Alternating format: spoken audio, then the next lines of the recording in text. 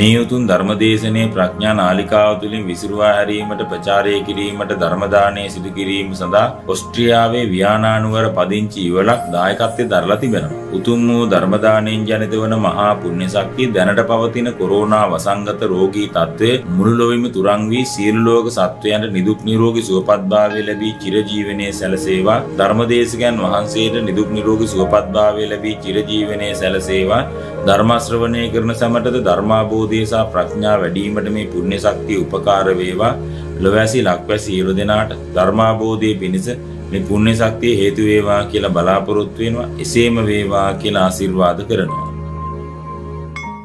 නමෝ තස්ස භගවතෝ අරහතෝ සම්මා සම්බුද්දස්ස.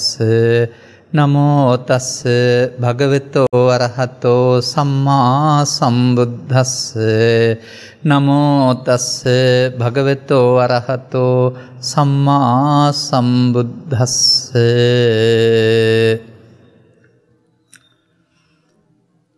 අපමාදෝ අමත පදං පමාදෝ මච්චනෝ පදං අපමත්තා නමීයන්ති ඒ පමත්තා යතාමතා. මේ ගාථා පද හතර මම ගැලපුවත් පළමුවෙන් ගන්නේ පමාදෝ මච්චනෝ පදං ඒ පමත්තා යතාමතා. ඒ මිනිස්සුන්ගේ චරිතය බුදුන් වහන්සේ විවරණය කළ බුදුදහම නොතේරෙන මිනිස් වර්ගයාගේ චරිතය තමයි මේ පද දෙකෙන් විග්‍රහ කරන්නේ. අනතුරු උන්වහන්සේගේ මාර්ගෝපදේශකත්වය අපමාදෝ අමත පදං අපමත්තා නමීයන්ති. එහෙම තමයි මේ ගාථා පදේ මට පෙනෙන විදිහ. එතකොට අපි මේ සූදානම් වෙන්නේ මේ ගාථා මගින් පෙන්නන කරුණු ඔස්සේ ගැඹුරට යන්න. පළමුව මොකද්ද මේ ප්‍රමාදය කියන එක තේරුම් ගන්න ඕන. මේ ප්‍රමාදය අපි දකින සිංහල භාෂාවේ සඳහන් ප්‍රමාදය නෙමෙයි. මේකට කියන්නේ සසර ප්‍රමාදය කියලා. සසරේ ප්‍රමාදය කියන්නේ මැරෙමින් උපදෙමින් අපායේ දිව්‍ය ලෝකේ බ්‍රහ්ම ලෝකේ ඇවිදින්න සිද්ධ වෙනවට. ඒක තමයි ප්‍රමාදය. අපායේ දිව්‍ය ලෝකේ බ්‍රහ්ම ලෝකේ කවුරුත් කකුල් දෙකෙන් යන්නේ නැහැ. අපට තේරෙන විදිහට අපේ සිරුර කවුරු හරි මාර්ගයෙන් ආදාහනාගාරයට භූමදානයට ගෙනියන වැරුණාම එතනින් එහාට කය පොළොවට පස් වෙනවා. නමුත් මේ අවසන් හුස්ම හෙලනවායි කියන මොහොත වෙනකොට කයන් සිත ඉවත් වෙනවා. එතකොට සිතේ එක්රැස් කරගත්තා වූ දේවල් වල හේතු වල ඵලය තමයි අනාගතය තීරණය කරන්නේ. එවිට ඔවුන්ට හමු වෙන ඉරණම් අතර සමස්තයක් වශයෙන් පොදු ඉරණ මම කතා කරන්නේ එක එක්කෙනාට සොකී ගත කරපු ජීවිතය තුළ ඔහු පවුනම් එකතු කළේ ඔහුට පවෙන් පරලෝ යාම හිමි වෙනවා. සොකී ජීවිතය තුළ ඔහු එකතු කළේ පින් නම් පෘථග්ජන පුද්ගලයෙක් වශයෙන් ඔහුට පිරින් පරලෝ යාම හිමි වෙනවා. සොකී ජීවිතය තුළ වනාන්තරගත වී සදහමකින් තොරව කෙලෙස් යටපත් කිරීම නම් කළේ ඔහුට ධානයෙන් පරලෝ යාම හිමි වෙනවා. ඒ තුනම සෝ කායස්ස වේදෝ පරම්මරණ නැත්නම් කය බිඳී සිදුවන මරණයෙන් පසු ලැබෙනා වූ අනාගත විපාක. මිනිසා විසින් කරන ලබන පව්වලට පින්වලට ධානවලට අනාගත විපාකය තමයි සංසාරය කියන්නේ. සංසාරයක් තියෙනව නෙමෙයි සංසාරයක් හදාගෙන යනවා. ඒක තම තමන් තමයි සංසාරය හදාගන්නේ. කොහෙද හදාගන්නේ? ඒක තේරුම් ගන්න වෙනවා. ඒක හදාගන්නේ කය මුල් කොටගෙන කය වචන සිතින් කය මුල් කොටගෙන පාවිච්චි කරන්නා වූ ඇස කන නාසය දිවකය කියනා වූ දොරවල් පහව ආශ්‍රයෙන්. මේ දොරවල් පහ ආශ්‍රයෙන් ගන්නා වූ කාරණාවලට ඊට පස්සේ ධර්මයේ වෙන නමක් තියෙනවා. අන්නේ නමට අයිති කාරණේ අපි තේරුම් ගන්න වෙනවා. අපි නම් කල්පනා කරන්නේ අපි මවකුසින් බිහි වී ජීවිත සාසන දක්වා ජීවත් වෙන පුද්ගලයෙක් කියලා. ඒ අපේ දැක්මට අනුව. නමුත් මේ ආර්ය සත්‍ය හොයාගෙන යන ගමනේදී මේ වගේ පද හම්බ වෙනවා අපට. කන්දේසු ජායමානේසු ජීයමානේසු මීයමානේසු. ස්කන්ධ නම් වූ සමූහය හටගන්න කල්හි, දිරණ කල්හි සහ මේ යන කල්හි. මොහොතක් පාසාම ඔබද උපදින්නෙහිය, දිරන්නෙහිය, මැරෙන්නෙහිය. ඔබේ අපේ හැමදෙනා ගාවම මොහොතක ඉපදීමක්, දිරීමක්, මැරීමක් තිබෙනවා. ඒකට කියන නම මොකද්ද හොයාගන්න වෙනවා. ඒ කියන්නේ කයට වඩා ඉක්මනින් සිතේ වේගවත් හටගෙන නැසීමක් තියෙනවායි කියන එක. ඒ පිළිබඳ ධර්ම පාඩයක් තව මම අහලා නැති අයට දැනගන්න කියන්නම්. නාහං භික්ඛවේ අඤ්ඤං ඒක ධම්මම්පි සමනුපස්සාමි. මහන්නේ මම මගේ බුදු ඇසින් දකින්නේ නැහැ සිතතරම් එක් ධර්මයක්. යං ඒවං ලහු පරිවත්තං. ඒකට කියන්නේ කිසියම් ආකාරයේ හටගත්ත ගමන් නැසෙන දෙයක්. සිතතරම් වේගයෙන් නැසෙන දෙයක් මම බුදු ඇසින්වත් දකින්නේ නැහැ. ඒකට උපමාවක්වත් කරන්න බැරි තරම් වේගයෙන් වෙනස් වෙනවායි කියන එක. මෙන්න මේ වේගයෙන් හටගෙන නැසෙන ෂණයක් තුල තමයි බුදු සමයේ ගැඹුරු ධම විවරණය කරන්නේ. ඒ ෂණයක් තුල තමයි අපි කතා කළා වූ පමාදෝ මච්චනෝ පදන් තියෙන්නේ.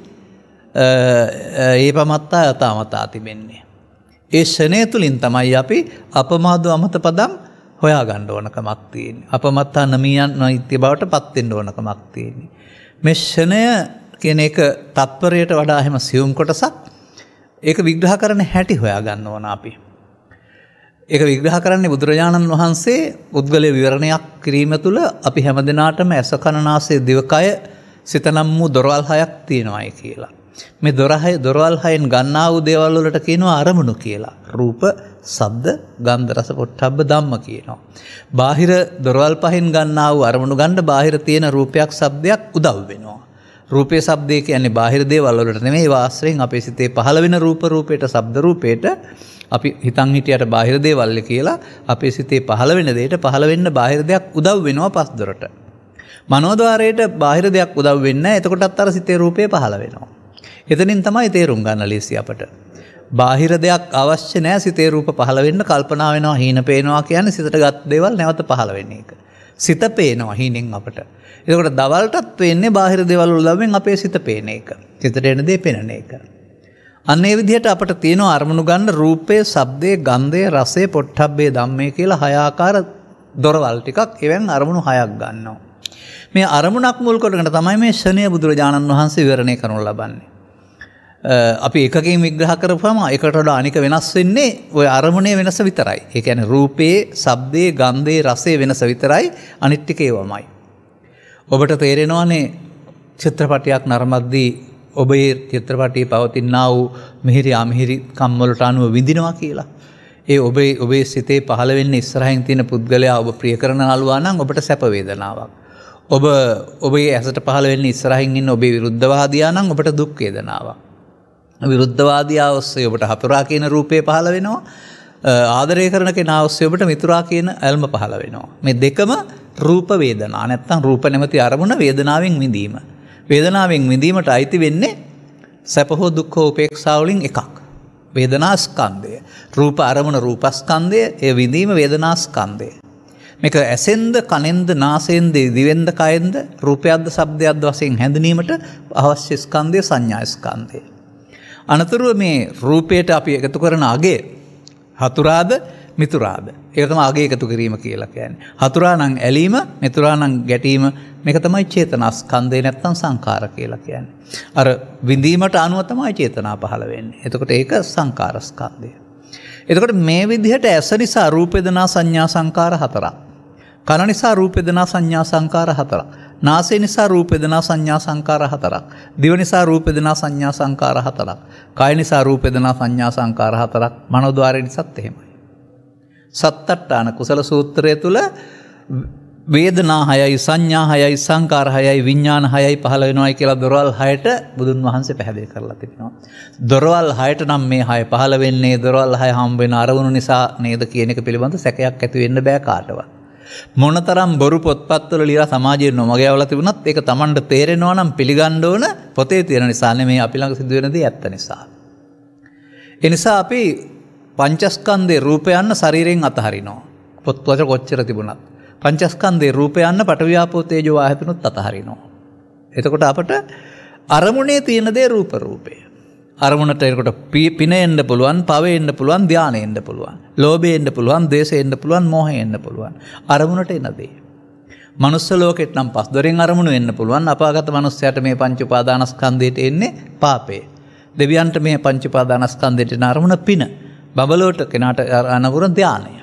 එතකොට පව් මුල් කොටගෙනත් පංචස්කන්ධ හට ගන්න පුළුවන්, පින් මුල් කොටත් හට ගන්න පුළුවන්, ධාන මුල් කොටත් හට ගන්න පුළුවන්. ඇයි ඒකට උපාදාන කියන පදේ යොදාගන්නේ? අන්න අපි අවශ්‍ය තැනට ආවා. පංච උපාදානස්කන්ධය කියන්නේ මොකද්ද? පංච උපාදානස්කන්ධය කියලා කියන්නේ මේ ඇහෙන් පහළ වෙන ස්කන්ධ පංචකය, කනෙන් පහළ වෙන ස්කන්ධ පංචකය, නාසයෙන් පහළ වෙන ස්කන්ධ පංචකය අපි තුල බැලුවොත් එහෙම හටගෙන නැසුණට හටගෙන නැසෙන අතරතුර යලි හට ගන්න හේතුවක් ඉතුරු කරලා නැසීම නම් වූ ප්‍රමාදයකට අපි ලක් කරනවා. ඒක තමයි ප්‍රමාදය. සසරේ ප්‍රමාදය ඒක තමයි. ඒ නිසා පව තුලත් ප්‍රමාදය තියෙනවා, පින තුලත් ප්‍රමාදය තියෙනවා, ධ්‍යාන තුලත් ප්‍රමාදය තියෙනවා. එහෙම මේ සමාජයේ කියන්නේ නැහැ, කියන්න බයයි. නමුත් අපි නිර්භයව සත්‍ය හොයන අයට මේක කියන්න වෙනවා. මොකක්ද මේ ප්‍රමාදය කියලා කියන්නේ? ඒ ප්‍රමාදය කියන එකට තව නමක් තියෙනවා. උපාදාන වීම. ස්කන්ධ පංචකය හටගෙන උපාදාන වී නැසීම, උපාදාන නොවී නැසීම කියන දෙපැත්තක් අපට බලන්න පුළුවන්. පෘථග්ජන කියන්නේ ඇයි? පෘථග්ජන කියන්නේ මේ එන අරමුණට ඇලීමක් හෝ ගැටීමක් එකතු කරපුවාම ඇලීම සමග මුලාවක්, ගැටීම සමග මුලාවක් හට ගන්නවා. තුනක් නෑ, ඇලීම මුලාව, ගැටීම මුලාව. ඇලීම මුලාවට ලෝභ මෝහ කියනවා, ගැටීම මුලාවට දේශ මෝහ කියනවා. ලෝභ මෝහ හෝ දේශ මෝහ කළොත් මේ ස්කන්ධ පංචකයේ මේ යන්නේ හේතු ඉතුරු කොට. හේතු ඉතුරු කොට මේ යාමට තමයි මේ උපාදානස්කන්ධ කියලා කියන්නේ. එතකොට එහෙමනම් අපිට කුතුහලශාලා සූත්‍රය අස්සෙන් ගත්තොත් එහෙම බුදුන් වහන්සේ සත්‍යකට වදාලා ධර්ම පාඨය උපාදානස්සකෝ අහං වච්ච උප්පත්තිම් පඤ්ඤාපේමි නොඅනුපාදානස්ස. මේ සත්‍යයට බුදුන් වහන්සේ උත්පත්ති පනවන්නේ උපාදාන සහිත බැවින්. එහෙනම් අපාය උත්පත්තියක් තියෙනවා නම් පවේ උපාදානය නිසා.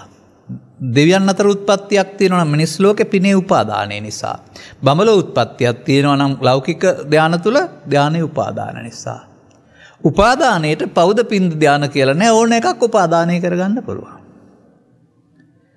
සංකිට්ඨේන පංච උපාදානස්කන්ධා දුක්ඛා. තවත් විදිහකින් ගන්නවා නම් උපාදානයේ බයං දිස්වා ජාති මරණ සම්භවේ.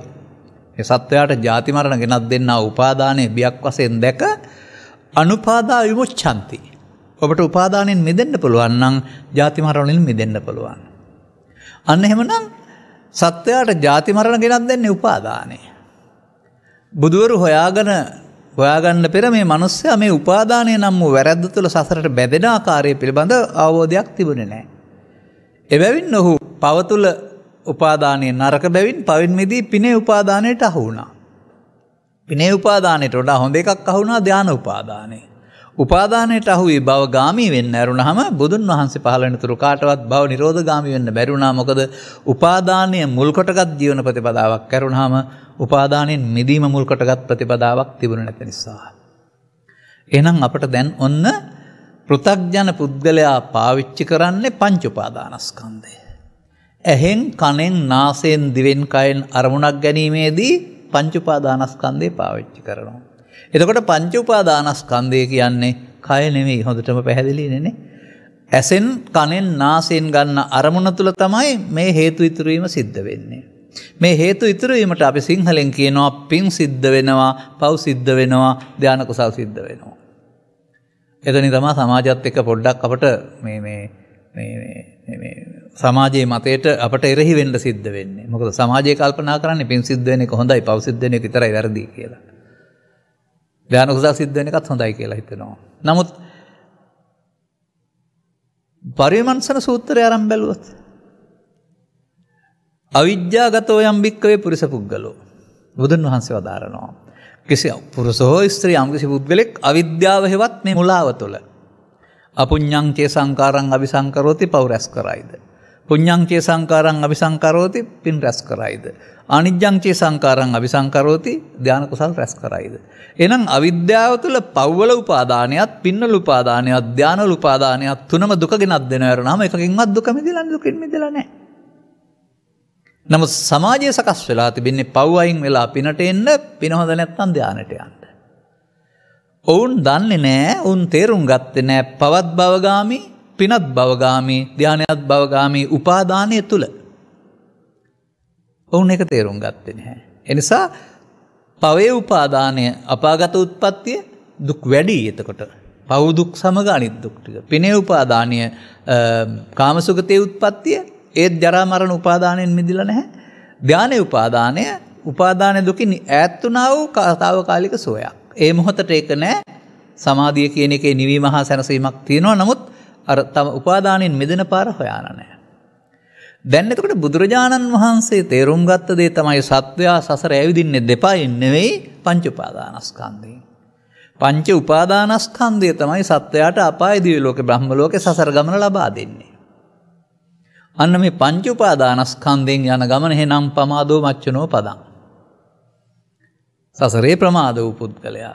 එතකොට සසරේ ප්‍රමාද වෙනවා කියන එකේ තේරුම අරමුණු රසය විඳලා එතනින් අවසන් වෙද්දී යලි හට ගන්න හේතුවක් ඉතුරු කරමින් කර්ම බීජ රැස් කරමින් අනාගත සසරක් හදන එක. අපේ ධර්ම දේශනාවල විශේෂයෙන් මේවට තියෙන වචන තියෙනවා. සසර තියෙනවා නෙවෙයි සසර හදාගෙන යනවා. තමන් උපාදානය කරගත්තොත් කරගත්ත පැත්තට සසර හැදෙනවා. පව් නම් අපාය පැත්තට හැදෙනවා. පින නම් කාමසුගතියට හැදෙනවා. ධානයට නම් බඹලොවට හැදෙනවා. මේ තුනටම කියනවා භවගාමී. බුදුරජාණන් වහන්සේ ගැන ප්‍රශ්නයක් ඇහුවොත් උන්වහන්සේ භවගාමීද භව නිරෝධගාමීද කියලා. සතතාගතෝ භව නිරෝධාය ධම්මං දේසේති. භවාරාමා භික්ඛවේ පජා භව සරතා භව සම්මුදිතා. ප්‍රජාව කියන එක්කෙනා භවයේ ඇලිලා ඉන්නවා භවෙන් සතුටු වෙනවා. ඔවුන් මෙතනින් එහා පැත්තට උපාදානයේ දුකින් මිදෙන්න කියලා දෙන්න කෙනෙක් නැහැ කියන එක දන්නේ නැහැ. බුදුවරයෙක් කරුණාම දෙවියන් අතර හෝ බ්‍රහ්මයින් අතර හෝ වෙනත් ආගමික උත්පත්තියක් ලැබලා පංච උපාදානස්කන්ධේ උපාදානින් මිදෙන්න හැටි කියලා දෙන්න කෙනෙක් ආයේ කවදාවත් හමු වෙන්නේ නැහැ බුදුවරයෙක් හම්බෙනු කියන එක ඔවුන් දන්නේ නැහැ. එහෙනම් ඔවුන්ට දෙවියන් අතරට ගියත් අපායේ ගියත් මිනිසුන් වශයෙන් වෙන ආගමික දුනත් උපාදානීය දුකින් මිදෙන්න බෑ කියන එක තේරුණාම තමයි බුදුවරයෙකුගේ වටිනාකම තේරෙන්නේ. අන්න උපාදානයේ පමාව. මේ නිසා ධර්මය නොදන්න නිසා කරන වැරැද්ද. දැන් බුදුරජාණන් වහන්සේගේ ධර්මය ඕන වෙන්නේ මෙන්න මේ උපාදානයෙන් මිදෙන්න. පංච උපාදානස්කන්ධයෙන් මිදීම සඳහා තමයි ධර්මය ඕන වෙන්නේ. එහෙනම් ඒකට අපි මෙහෙම කතා කරමු. ගමනක් යන්න තියෙනවා. මාර්ගයක් තියෙනවා. බස් රථයෙන් යන්න පුළුවනි. පෞද්ගලික කාර්යයෙන් යන්න පුළුවනි. වෑන් රථයෙන් යන්න පුළුවනි. මෝටර් බයික්කින් යන්න පුළුවනි. කොහොම ගියත් අර ගමනාන්තයට අඩු වැඩි වේගෙන් යන්න පුළුවනි. අන්න මේ ඔබතුමන්ලා මතු කර කරුණු දෙක පමණක් නොව මම තේරුම් අරන් තියෙන්නේ කර්මක්ෂය කිරීමේ කර්මය උපාදානින් මිදෙන එක මගක්. සතර සතිපට්ඨානය උපාදානින් මිදෙන එක මගක්. ත්‍රිලක්ෂණ තිලකුණු වැඩිම උපාදානින් මිදෙන එක මගක්. චතුරාර්ය සත්‍ය ආර්ය අෂ්ටාංගික මාර්ගය උපාදානින් මිදෙන එක මගක්. පොජ්ජංග වැඩිම උපාදානින් මිදෙන එක මගක්. උපාදානයේ වීම පමාව තුළ සිදු වෙනවා. මේ ඕනෑම දෙයක් තේරුම් ගත්තාම උපාදානෙන් මිදෙන පාර තමයි මේක තිබෙන්නේ. ඔක්කොම ඕන නෑ. දේශකින් වහන්සේ කෙනෙකුට ඔක්කොම අවශ්‍යයි. තවත් තියෙනවා නම් හොයාගත්තට කමක් නෑ. මොකද බුදුන් වහන්සේ අවුරුදු 35 80 දක්වා අනිච්චං දුක්ඛං අනාත්තා විතරක් කිය ඉන්න ගියා නම් එකම බණ හැමදාම කියනවායි කියලා මිනිස්සු hina වෙයි. උන්වහන්සේ නිසා මොකද කරන්නේ? තමන් තේරුම්ගත් ධර්ම පරියාය ධර්ම න්‍යාය ලෝකේ තියෙන සියලුම දේවල් උදව් කරගෙන, ගඟ උදව් කරගෙන, වැලි උදව් කරගෙන, වලාකුළු උදව් කරන, පක්ෂීන්ගේ පියාපත් ගැසීම උදව් කරගෙන, එහෙම නැත්නම් ඉන්දියාවේ තිබෙනා වූ ශේම භූමිය නැත්නම් සුන්දර පරිසරය ඇති තැන්වල ටික සහ සුන්දර පරිසරයේ හුඟ උදව් කරගෙන, මුහුදේ තිබෙනා වූ ලක්ෂණ 7ක් උදව් කරගෙන, ඒව මේකෝ බික්කවේ කියලා අර අහුණ පැත්තෙන් මොකද කරන්නේ? මේ ද්විත්ත ධම්ම පරියාය දේශනා කරනවා. ද්විත්ත ධම්ම පරියාය යනෝ බුදු සමයේ ගැඹුරු නොහැටෙන තාක්කල් කෙනෙක් පමාද වෙන හැටි එක ධම්ම පරියායක්. ධර්මයේ තේරුම් නැත්නම් අවුරුදු 5 6 7 සිට මැරෙන කල්ම පමා වෙන්න පුළුවන්. තේරුණොත් අවුරුදු 20න් 25න් පස්සේ එතනින් එහාට නොපමාව ආරම්භ වෙන්න පුළුවන්. පමාව එක ධර්ම පරියායක්, පමා නොවෙන එක තවත් ධම්ම පරියායක්. පමාව තේරෙනවා නම් අවශ්‍ය වෙන්නේ නොපමාව. නමුත් මම පමාව තව ටිකක් කියලා දෙන්නම්. මේ උපාදානස්කන්ධ කියන එකේදී සිදුවෙන දේ. මේක අපට ජීවිත 3ක් ඔස්සේ බලන්න බෑ.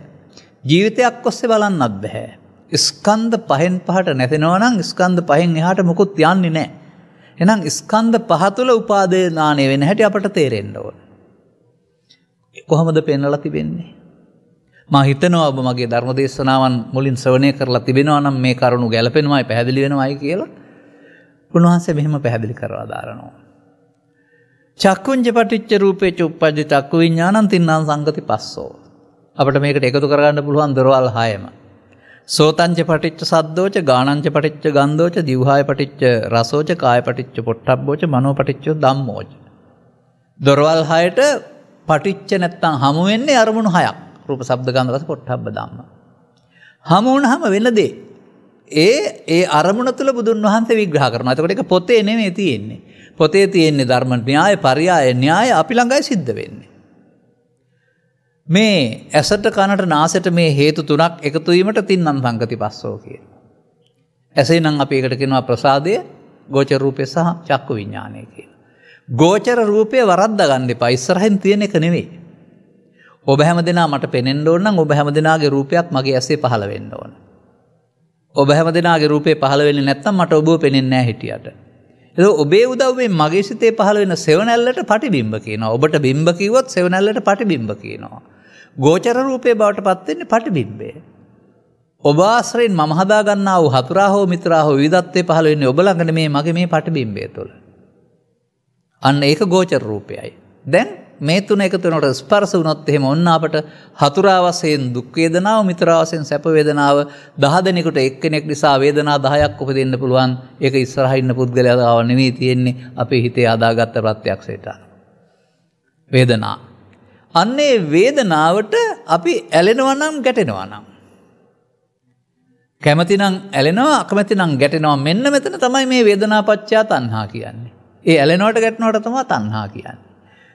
එතකොට බුදු සමයේ තණ්හාව තියෙන තැන ඇහි, කනේ, නාසයේ, දිවේ, කයේ. ච ඉමේ තණ්හා කාය. ච ඉමේ බික්ඛවේ තණ්හා කායෝ. මානින මේ තණ්හා කායවල හයක් තියෙනවා. කාය කියන්නේ එතකොට කය නෙමෙයිනේ තණ්හා ස්කන්ධය. රූප තණ්හා, ශබ්ද තණ්හා, ගන්ධ තණ්හා, රස තණ්හා, පොට්ටබ්බ තණ්හා හයක් තියෙනවා කියන්නේ අන්න ඒකයි. තණ්හා වෙනවා කියන එකේ තේරුම ගන්න ඕන මම වෙන්නේ අන්න එතකොට තමයි. ඔය එක සූත්‍ර දේශනාවක් තුළ අංගුත්තර නිකායේ පවතින වික්ෂුවක් බුදුන් වහන්සේගෙන් විමසනවා. ස්වාමීනි මම කියලා කියනවා. කොපමණකින්ද මම වෙන්නේ? මේ කයටයි මම කියන්නේ, මේක සුලම් නිදත් වලටයි මම කියන්නේ කියලා උන්වහන්සේ වදාහරන්නේ නැහැ. රාදය යම් කිසි පුද්ගලයෙකුට තරහ තියෙනවා නම්, බය තියෙනවා නම්, කනගාටුව තියෙනවා නම් ඒකටයි මම කියන්නේ. දැන් බුදු සමයේ මම හැදෙන්නේ ඇසෙන්, කනෙන්, නාසයෙන් උපදින අරමුණ අල්ලා ගැනීමෙන්. මම තණ්හා කියන්නේ මම. තණ්හා නම් අන්න අර දැඩිව ගැනීම හේවත් සසරට බැඳෙන්න හේතුන උපාදාන කියන වැරද්දත් එතන සිද්ධ වෙනවා. එහෙම වුණොත් එහෙම කර්ම බීජ රැස් වෙනවා. ඒකට කියනවා භව. තණ්හා උපාදාන භව අරමුණක් තුළ සිදුවෙන එකට කියනවා ප්‍රමාදය. ඒ විතරක් නෙමෙයි වරහන් ඇතුළේ දැම්මොත් මේකට තමයි අවිද්‍යා සංකාර කියන්නේ. ඔය බුදුන් ඔබ ඉගෙන ගන්න පටිච්චසමුප්පාදේ අවිද්‍යා පත්‍ය සංඛාරා කියන එක ඔය තණ්හා උපාදාන භවවලටම කියන තව නමක්. එහෙනම් තණ්හා උපාදාන භව තුල පුණ්‍යාවි සංඛාරය රැස් වෙන්න පුළුවන්. තණ්හා උපාදාන භව තුල අවිද්‍යා අපුණ්‍යාවි සංඛාරය රැස් වෙන්න පුළුවන්. තණ්හා උපාදාන භව තුල අනිජ්ජාවි සංඛාරය රැස් වෙන්න පුළුවන්. දැන් හරිද මම? පවත්ත විද්‍යා පත්‍ය සංඛාරා, පිනත්ත විද්‍යා පත්‍ය සංඛාරා, ධානයත්ත විද්‍යා පත්‍ය සංඛාරා කියලා. අවිද්‍යා පත්‍ය සංඛාරණං ජාති ජරා මරණ ඇරෙනවා වෙන මොනවද උරුම වෙන්නේ? අන්න තණ්හා උපාදාන භව. ඇහෙත් මේක තියෙනවා. එහෙනම් පටිච්ච සමුප්පාදයේ තියෙන ඇහි ඇරුණාම පොතේ නෙවෙයි. පටිච්ච සමුප්පාදයේ තියෙන අතීත ජීවිතේ, මේ ජීවිතේ, අනාගත ජීවිතේ නෙවෙයි. කනෙත් ඕක තියෙනවා. සෝතංච පටිච්ච සද්දෝච uppajjati සෝත විඥානං තින්නම් සංගති පස්සෝ පස්සපච්චා වේදනා, වේදනා පච්චා තණ්හා, තණ්හා පච්චා උපාදාන, උපාදාන පච්චා භව. වෙනස අතන රූප තණ්හා, මෙතන ශබ්ද තණ්හා. එහෙනම් අපට අන්නර ළමා කාලේ පහු වෙනකොට මේ අරමුණක් තුල මේ සිදුවෙන ක්‍රියාකලාපය අපි දන්නේ නැති නිසා අරමුණ සමග ඇලීම තුල මඤ්ඤමානය හට ගන්නවා. මඤ්ඤමානය කියන්නේ මමත්වෙන් ගැනීම. මමත්වෙන් ගත්තාම හේතු ඉතුරු වෙනවට කියනවා මඤ්ඤමානෝකෝ බික්ඛු බද්දෝ මාරස්ස. උපාදාන කරගත්තාම හේතු ඉතුරු වෙනවට කියනවා උපාදීයමානෝකෝ බික්ඛු බද්දෝ මාරස්ස. අරමුණ සතරින් මමත්වෙන් ගත්තොත් කියනවා අභිනන්දනමානෝකෝ බික්ඛු බද්දෝ මාරස්ස. ත්‍රිපිටකයේ මොන පදේද තියෙන්නේ ඕක කියන ඕන එකක් මට පාඩම් ඇති. මේ එකම දේ බුදුන් වහන්සේ අර විවිධ වශයෙන් පෙන්නලා තිබෙනවා. මොකද්ද මේ බද්දෝ මාරස්ස කියන්නේ? මොකද්ද මාර පදයට ගන්න පුළුවන් අර්ථය? ලෝකේ එක එක්කෙනා මාර පදේ පාවිච්චි කරන්න පුළුවන්. පුද්ගලයෙක් කොට. නමුත් බුදුරජාණන් වහන්සේ වදාරනවා මාරෝ මාරෝති බන්තේ උච්චති කිත්තාවතානුකෝ බන්තේ මාරෝති උච්චති. ස්වාමිනේ මාරයා කියලා කියනවා. කොපමණකින්ද මායя කියලා කියන්නේ. මම සාමාන්‍යයෙන් දරුවන්ට තේරෙන්නේ නැත්තම් සමහර අයට hina යන්න කියනවා මායя කියලා කියන දත් පිලිස්සගෙන ඉන්න කෙනෙක් කියලා බුදුහාමුදුරුවෝ දේශනා කළා නම් මමත් එහෙම මායයට බය වෙනවයි කියලා. නමුත් බුදුන් වහන්සේ වදාරනවා යමෙක් ළඟ පංච උපාදානස්කන්ධයේ තියෙනවද මායя ඉන්නවා. දැක්කද මාර බන්ධනේ? පංචස්කන්ධය උපාදාන කර ගැනීමෙන් මායයට බැඳේ. එනම් පව මායяගේ නෙවෙයිද? පින මායяගේ නෙවෙයිද? ධාන මායяගේ නෙවෙයිද? සංසාරේම මාර බන්ධනේ නෙවෙයිද? ජායනෝ මාර බන්ධන අන්න බුදුන් වහන්සේ වැදගත්කම මේ මාර බන්ධනෙන් ගැලවෙන්නේ කොහොමද? ඔය ධම්මං සරණං ගච්ඡාමි ඕන වෙන්නේ මේ මාර බන්ධනෙන් මිදෙන්න.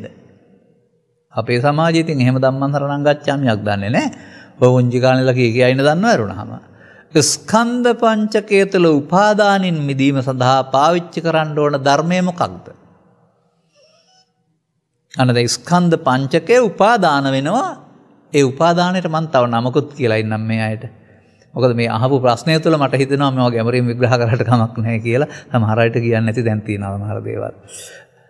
මේ සමාජය ඉස්කෝලේ ගිහින් ඉගෙනගෙන සතුන් මරණ එක හොරකම් කරන එක පව් අපින් කියලා දෙකකට බෙදාගෙන එහාට හොයන්නේ නැහැ. එච්චරයි පව් පින් කියලා හිතන් ඉන්නේ. නමුත් බුදුරජාණන් වහන්සේගේ ඉගැන්වීම තුළ තථාගතෝ භික්ඛවේ අරහං සම්මා සම්බුද්ධෝ දේ ධම්ම දේශනා පරියායන භවಂತಿ. තථාගත බුදුවරු ධර්ම පරියාය දෙකයි දේශනා කරන්නේ අපි ළඟ සිද්ධ වෙන පොතේ නෙමෙයි. එකක් පාපම් පාපකතෝ පස්සත. අත පාපම් පාපකතෝ දිස්වා තත්ත්ව විරජ්‍යත විමුච්ඡත නිබ්බින්දත. තථාගත බුදුවරු න්‍යාය වශයෙන් ගත් කළ ධර්ම පරියාය දෙකයි දේශනා කරන්නේ. එකක් පාපය ලාමක වශයෙන් දකින්න. අන බුදුවරුන් වදාළ පරිදි පාපය කුමක්ද කියලා දකින්න ඕන. අත පාපම් පාපකතෝ දිස්වා පාපේ ලාමක වශයෙන් දැක්කනම් ඔහුට කරන්න තියෙන්නේ තත්ත්ව විරජ්‍යත විමුච්ඡත නිබ්බින්දත එහි නොයැලෙන්න එයින් මිදෙන්න. බුදු සමය සම්පූර්ණයෙන්ම පාපේ ලාමක වශයෙන් දැකීම සඳහා පාපයෙන් මිදීම විතරයි. එතකොට අර පාපේ කියන්නේ සතුන් මැරීම නම් ඒකෙන් මිදුනහම ඔක්කොම වෙනවද? ඒ පාපේ මත්පැන් බීම නම් ඒකෙන් මිදුනහම ඔක්කොම වෙනවද? මම කිව්වොත් පාපය කියන්නේ උපාදානයේ කුසලයේ කියන්නේ උපාදානයෙන් මිදීම කියලා ගැලපෙන්නේ නැද්ද?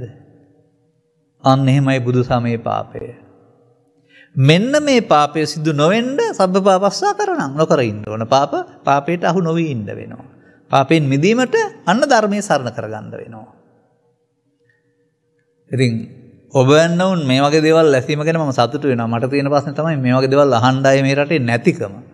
අපි කොච්චර මහන්සිලා කීවත් පින් දෙන්නම මනක් ලෑස්ති කර ගන්නවා නැත්නම් චාරිත්‍රයට මනක් ලෑස්ති කර ගන්නවා යනවා. මේ ගැඹුරු දේවල් රසෙ විඳිනා ඊට අඩුයි. නමුත් අපට තේරෙනවා බුදුන් වහන්සේ අපු වෙනින් මොනතරම් මේවා පැහැදිලි කරලා තියෙනවද කියන එක. දැන් මම ඔබට ගත්තා එහෙනම් යම්කිසි කාලයක් පංච උපාදානස්කන්ධය කියන්නේ මොකද්ද පෙන්වන්න. දැන් ප්‍රතිපදාව යනු ප්‍රතිපත්ති පූජාවෙන් බුදුන් පිදීම යනු පංච උපාදානස්කන්ධයෙන් මිදෙන්න අවශ්‍ය පිළිවෙලක් තෝරගන්න එක. මොකද්ද මේ පංච උපාදානස්කන්ධය තුළ තියෙන ලක්ෂණය? මඤ්ඤ මාන කියන එකේ තේරුම ඒතං මම ඒතෝ අහං අස්මින් ඒසෝ මේ අත්තා. ඒ ස්කන්ධ පංචකයට එන දේ එය මගේ, එය මම මගේ, එය මගේ ආත්ම. එහෙම කියන්නේ අර උපාදානයට නමක්. එහෙනම් මගේ මම මගේ ආත්ම කොට ගැනීමෙන් මායයට බැඳේ මඤ්ඤමානෝකෝ බික්ඛු බද්දෝ මාරස්ස. ඒක භාවනාව නෙමෙයි පමාවනේ. අන්න අප්‍රමාද වෙන්න කිව්වේ මේ මෝඩකම කරන්න එපයි කියන්නේ. දැන් ඔබට පාවිච්චි කරන්න ඕන චතුස්සත්‍යද, සතිපට්ඨානයේද, ත්‍රිලක්ෂණයේද, පටිච්චසමුප්පාදයේද ඕන එකක් තුළමට මේක පැහැදිලි කරන්න පුළුවන්. කල් වෙලා ඇති පරිදි ඔබේ ඉල්ලීම 2යි 3ක් හරි 4ම හරි පැහැදිලි කරමු නැත්නම් එකකිනුත් පුළුවන් කරන්න. අපි යමු. දැන් කුමක්ද චතුස්සත්‍ය කියන්නේ? දුක්ඛේ ඥානං දුක්ඛ සමුදය ඥානං දුක්ඛ නිරෝධ ඥානං දුක්ඛ නිරෝධ ගාමිනී පටිපදාය ඥානං. අපි කෙටියෙන් කියමු. කුමක්ද දුක්ඛේ ඥානං කියන්නේ? දුක්ඛේ අඥානං කියන්නේ මොකද්ද? පංච උපාදානස්කන්ධයේ දුක බව දන්නේ නැත්නම් දුක්ඛේ අඥානං. සංකිට්ඨේන පංච උපාදානස්කන්ධා දුක්ඛ. අන්න පංච උපාදානස්කන්ධයයි දුක් ගෙනත් දෙන්නේ කියලා තේරෙනවා නම් පංච උපාදානස්කන්ධයේ පොතේ නෑ.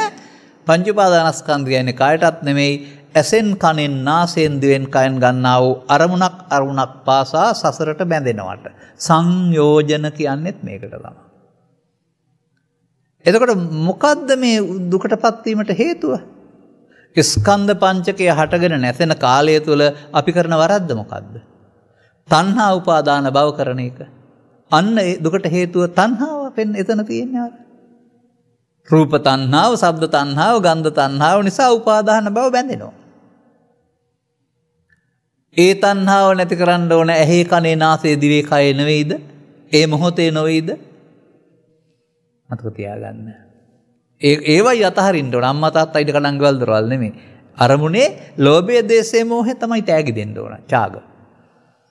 අන්න එතකොට දුක්ඛේ ඥානං, දුක්ඛ සමුදය ඥානං. එතකොට හේතුව මේ අරමුණ තුල තණ්හා උපාදාන භවයම තුලින් ස්කන්ධ පහ නැහුණට කර්ම බීජයක් රැස්වන එක. මේකට තව නමක් අපි හොයාගන්නව තව තැනකින්. ස්කන්ධ පංචකයට එන අරමුණට රැවටි එතන අවසන් නොකොට යලි ගන්න ඕනෑකමක් ඇතුව අවසන් කළොත් ඒකට මොකද්ද කියන්නේ? යංකෝ භික්කවේ අනුසේති. අනුසේති බලන්න ඕන ජීවිතය තුළ නෙමෙයි ස්කන්ධ පහක් තුළ. අනුසේති කියන්නේ උපාදාන වෙලා හේතු ඉතුරු වෙනවට. තේන අර අනුසේති වලින් නැත්තම් උපාදාන හේතු වලින් ඊළඟ හැරේට පංච උපාදානස්කන්ධය හට ගන්නවා. ඒක තමයි තේන සංකං ගච්ඡති. සංකං කියන්නේ සංකත ධර්ම. හේතුඵල උපාදානස්කන්ධ. අපි අනුසේ හේතු තැබුවොත් ගැටෙනකොට පංච උපාදානස්කන්ධ හට ගන්න කමත් අන්න බෑ. තේන සංකං ගච්ඡති. දැන් එහෙමනම් ස්කන්ධ පංචකය අපි සංසාරේ පුරුදු කළේ උපාදාන වී අවසන් වෙන්න හේවත් උපාදානස්කන්ධයක් බවට පත් කරලායි පරිහරණය කරන්නේ. අන පෘථග්ජන පුද්ගලයා කොහොම ජීවත් වුණත් ස්ත්‍රී පුරුෂ ගිහි පැවිදි ස්වභාවයන් තුළ පංචශීලයේ සිට උපසම්පදාව තුළ ඒ කාරණා වලින් මම හදාගෙන පංච උපාදානස්කන්ධයක් පරිහරණය කරනවා. ආර්ය සත්‍යයක් නැහැ කාගේවත් නේද? එතකොට දැන් ඒ තණ්හාව නැති කිරීමෙන් ලබන සැපත නිර්වාණය. රූපේදී නම් රූප තණ්හාව, ශබ්දේදී නම් ශබ්ද තණ්හාව, ගන්ධේදී නම් ගන්ධ ඒ තණ්හාව කොහොමද ඒක නැති කරන්නේ? ඒකටත් ක්‍රමයක් තියෙනවා. ඒකට අනිත් පැත්තට පෙන්වන්න ඕන. පස්සපච්චා වේදනා, වේදනාපච්චා තණ්හා, තණ්හාපච්චා උපාදාන, උපාදානපච්චා භව. එතකොට හේතු ඉතුරු වුණ අනුසය එහෙනම් භවපච්චා ජාති එකෙන් නැවත හට ගැනීමක් අද හෙට අනිද්දාටත් හට ගන්න පුළුවන්, මව කුසකින් හට ගන්නත් පුළුවන්. අද හෙට හට ගන්නකොට පංච උපාදානස්කන්ධ හට ගන්නවා ප්‍රවෘත්ති විපාක කියලා කියනවා. ජීවිතය අවසන් වෙනකොට හට ගන්නකොට ප්‍රතිසන්දි විපාක කියලා කියනවා. මේ ජීවිතවල තමයි මිනිසෙක් වශයෙන්ම හටගනි. මනස ජීවිතය අතෑරුණොත් එහෙම තිරසන් සතෙක්, ගවයෙක්, අස්සෙක්, දෙවියෙක්, බ්‍රහ්මෙක් විදිහට ඒක මාරු වෙලා යයි ඕන විදිහට. දැන් මෙතනම නැද්ද මේක දහම් පෙළ පෙන්නලා බුදුරජාණන් වහන්සේ තිබෙනවා. බලමු අපි. ආයත් ගන්න ඕන අරක. තින්නම් සංගති පස්සෝ. පස්සපච්චා වේදනා. අපි ඇහෙන්නම් ගත්තේ දැන් කනින් ගන්නවා. එතකොට සෝතංච පටිච්ච සද්දෝච උප්පජ්ජ සෝත විඥානං තින්නම් සංගති පස්සෝ. පස්සපච්චා වේදනා. අද වෙන විට ඔබ මේ ශබ්දයේ කෙරෙහි ඇලීමක් ගැටීමක් ඇති කරගෙන කැමැත්තක් අකමැත්තක් තියාන තියෙනවා නම් ඒක මොහතකින් හිතට එනවා. තමන් හදාගත්ත එක හිතට එන්නේ බාහිර උදව්වෙන්. අන්න දැන් ශබ්ද තණ්හාව. ඒ තණ්හාව උපාදාන භවෙන්ට නොදී උපාදාන භව වෙනවා නම් ශේෂ කියනවා. ඒකට කියනවා අවශේෂ නිරෝධය. අවශේෂ වෙන්න නොදී ඒ සංහාව මමත්වයෙන් නොගෙන අනාගත ඵලයක් උපදින්න හේතුවක් ඉදිරි නොකර අවසන් කරන්න පුළුවන් නම් අශේෂ විරාග නිරෝධෝ. එතකොට එහෙනම් තණ්හා නැත්නම් උපාදාන නැහැ, භව නැහැ. එහෙනම් ඒකෙන් ಜಾති නැහැ. දැන් තණ්හා උපාදාන භව අවිද්‍යා සංඛාරාණං අරමුණ තුළ තණ්හා උපාදාන භව නැත්නම් ඒකට විද්‍යා විමුක්ති කියන්න බැරිද? ත්‍රිපිටකේ එහෙමයි තියෙන්නේ. මොහොතින් මොහොත අපි විද්‍යා විමුක්තියටපත් වෙනවා ස්කන්ධ පංචකය. දැන් මොකද්ද බලන්නේ? අනාත්මය. ඉස්සරලා වැළු ස්කන්ධ පංචකයේ ආත්මය, දැන් බලන්නේ අනාත්මය. දැන් පටිසෝතගාමි, ඉස්සරලා අනුසෝතගාමි. දැන් භව නිරෝධගාමි. දැන් ශේෂ ඉතුරු නොවි අවසන් වෙන නිසා ඒකට කියනවා නිරවශේෂ නිරෝධය. මෙන්න මේකට කියනවා අප්‍රමාදය කියලා. මේකට කියනවා විදසුන් වැඩීම කියලා. දැන් ඒ නැති වූ තැන මේ තණ්හාව නැති වූ තැන. දැන් ස්කන්ධ පංචකයට එනද තණ්හාව නැති කරීමේ ප්‍රතිපදාවක් තියෙන්න ඕන. ආර්ය අෂ්ටාංගික මාර්ගයේම තියෙන්න ඕන ස්කන්ධ පංචකය තුල. පොතේ තිබිලා හරියන්නේ නැහැ. එහෙනම් ඇහෙත් දිට්ඨිය තියෙනවා. කනෙත් දිට්ඨිය තියෙනවා. නාසෙත් දිට්ඨිය තියෙනවා. ස්කන්ධ පංචකයට එන දේ මම මගේ ආත්මකට ගත්තාම මිත්‍යා දිට්ඨිය තිබෙනවා. දැන් ඉන්ද්‍රිය භාවනා සූත්‍රයෙන් පැහැදිලි කරව දාරනවා චක්කුණා රූපං දිස්සා උප්පජ්ජ සුඛං සෝමනස්සං ඒතං සංකතං ඕලාරිකං පටිච්චසමුප්පන්නං. ඒ සුඛං සෝමනස්සය තමන් හදාගත්ත හේතුඵල න්‍යායක් සංකතං. ඒක සාන්ත ස්වභාවය ඉක්මවාගේ රළු ඝන ස්වභාවයක් ඕලාරිකං. ඒක තම තමන් හදාගත්ත හේතුවල ඵලයක් පටිච්ච සමුප්පන්නං. මම ඒකයි කියන්නේ පටිච්ච සමුප්පාදය පොතේ නෙමෙයි ඇහි සිද්ධ වෙන්නේ. කනේ සිද්ධ වෙන්නේ. නාසයේ සිද්ධ වෙන්නේ. දිවේ සිද්ධ වෙන්නේ. පෘථග්ජනයා ගාව අනුලෝම පටිච්ච සම්පාදය සිදු වෙනවා. දැන් මෙහා අපිට කල්පනා කරන්න පුළුවන් මේක නිසා හටගන්නා වූ මේ සුඛං සෝමනස්සං සංකත දෙයක් නැත්නම් මම හදාගත්ත ඕලාරික දෙයක්. මේක නැත්නම් මෙතන සාන්ත සුවයක් තියෙනවා. ඒක වඩා සුන්දරයි මිහිරි. එහෙනම් මේක එල්ලෙන්නේ නැහැ මම. මේක අතහැරලා දානවා. මේක මමත්වෙන් ගන්නෙ නැහැ. එතකොට මොකද වෙන්නේ? මේක යකඩ තහඩුවක් උඩට වෙච්ච වතුර ටිකක් වාෂ්ප වෙනවා වගේ.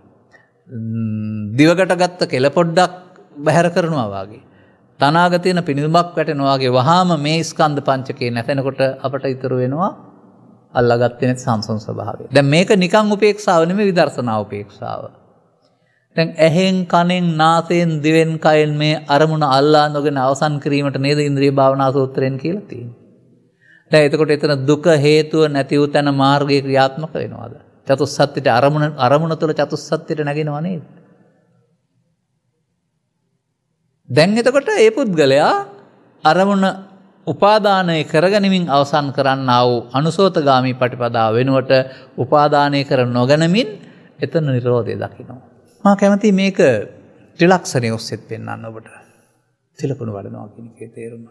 මේ ස්කන්ධ පංචකයෙන් මිදෙන්න ත්‍රිලක්ෂණය පාවිච්චි කරන හැටි. ඒකත් හොයාගනිමු අපි.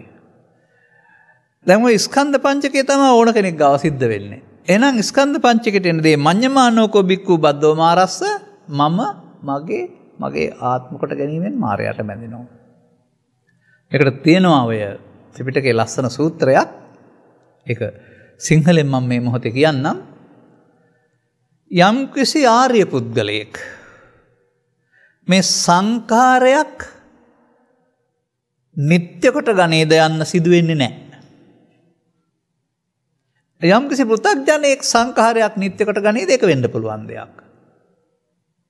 දැන් මොකද්ද මේ සංඛාරයක් කියලා කියන්නේ? ස්කන්ධ පංචකයට පවවොත් අපුඤ්ඤාභි සංඛාරයක්, ස්කන්ධ පංචකයට පිනවොත් පුඤ්ඤාභි සංඛාරයක්, ස්කන්ධ පංචකයට ධානය ආවොත් ආනිජ්ජාභි සංඛාරයක්. දැන් නිත්‍ය කොට ගන්නවා කියන එකේ තේරුම මොකද්ද එතකොට? අර මගේ ආත්ම කොට ගැනීමෙන් හේතු ඉතුරු වීම නේද? එනිසා නිත්‍ය සුඛ ආත්මයි මගේ ආත්මයි භාෂා දෙකක් කරුණාම වැඩේ එකක්. එහෙනම් සත්‍ය සසර ඇවිදින්නේ දෙපයින් නෙමෙයි. පව නිත්‍ය සුඛ ආත්ම නිසා. පින නිත්‍ය සුඛ ආත්ම නිසා. ධානය නිත්‍ය සුඛ ආත්ම නිසා. ඒ බුදු ධර්මයේද නැයක මායාවේ ධර්මය. දැන් පව් තියෙන කෙනා පව් අනිදුක්ඛානාත් වශයෙන් බලන්න ඕන. පින් තියෙන කෙනා පින් අනිදුක්ඛාන වශයෙන් බලන්න ඕන. ධාන උපාදාන කෙනා ධාන අනිදුක්ඛාන වශයෙන් බලන්න ඕන. එහෙම නැද්ද ත්‍රිපිටකේ? තියෙනවා. රූපී ධානලාභියා අනිදුක්ඛානාත් වශයෙන් බලන්න ඕන තමන්ගේ රූපී ධානය කියලා බුදුන් වහන්සේ භික්ෂුන් වහන්සේලාට වදාරනවා. ඇයි ඔහුගේ රූපී ධානය තුළ තමයි මම ඉන්නේ. අපට ඒකට යන්න ඕන නැහැ. අපට මේ එන අරමුණේ පවද පිනද තියෙන්නේ. ලෝභයද ද්වේෂයද තියෙන්නේ. අපිට මම හැදෙන්නේ ලෝභයෙන් ද්වේෂයෙන්. ඒ දෙකෙන් එකකදී. එහෙනම් අන්න දැන් අපිට පුරුදු කරගත්ත ගමන තමයි මඤ්ඤමානෝ මමත්වෙන් අරගෙන ස්කන්ධ පහ නැතෙනකොට කුරුල්ලා මේ යනවා බිත්තරයක් දාලා ඊළඟ පරපුර හැදෙනවා. ගොයන් ගහ මේ යනවා බීජ ඉතුරු කරලා ගොයන් ගහ ආයෙ වැඩක් නැහැ ඊළඟ සැරේට කන්නේ පැලවෙන්නේ බීජ වලින්. ඒ බඳු ද්‍රව්‍ය මේ බීජ නෝනාට මේ කර්ම කියන්නේ බීජ. කර්ම බීජ, පාප කර්මත් කර්ම බීජ, පුණ්‍ය කර්මත් කර්ම බීජ, ධාන කර්මත් කර්ම බීජ, කර්ම බීජ හටගන්නේ උපාදානයෙන්. ඒ නිසා තමයි බුදුදහමට වැදගත් වෙන්නේ කලක් වැසී තිබුණා වූ කර්මක්ෂය කිරීමේ කර්මයේ හෙවත් බීජ ඉතුරු නොකර අවසන් කිරීම. විදර්ශනාවෙන් වෙන්න ඕන බීජ ඉතුරු නොවී අවසන් වීම කියන ඔබට තේරෙනවද? එහෙනම් අරමුණු ගන්න ඕන නැහැ. අරමුණු විදර්ශනා කරන්න ඕන. 아무තෙන් අරමුණක් ගන්න ඕන නැහැ. අපි නිහඬව ඉන්නවා නම් පස්දොරට ගැටිලා ඒවි. නැත්තම් සංසුන්ව ඉන්නවා නම් ඉතුරු කාරණා ඒවි. ඒ නිසා මේක දොරවල් 6න්ම කරන්න පුළුවන් දෙයක්. ඉන්ද්‍රිය භාවනා සූත්‍රයේ අරගෙනනේ භාවනා කරන්න කියන්නේ පියාගෙන නෙමෙයිනේ. අපිට වර්තමාන මොහොතේ මොන අරමුණ දෙන්නේ?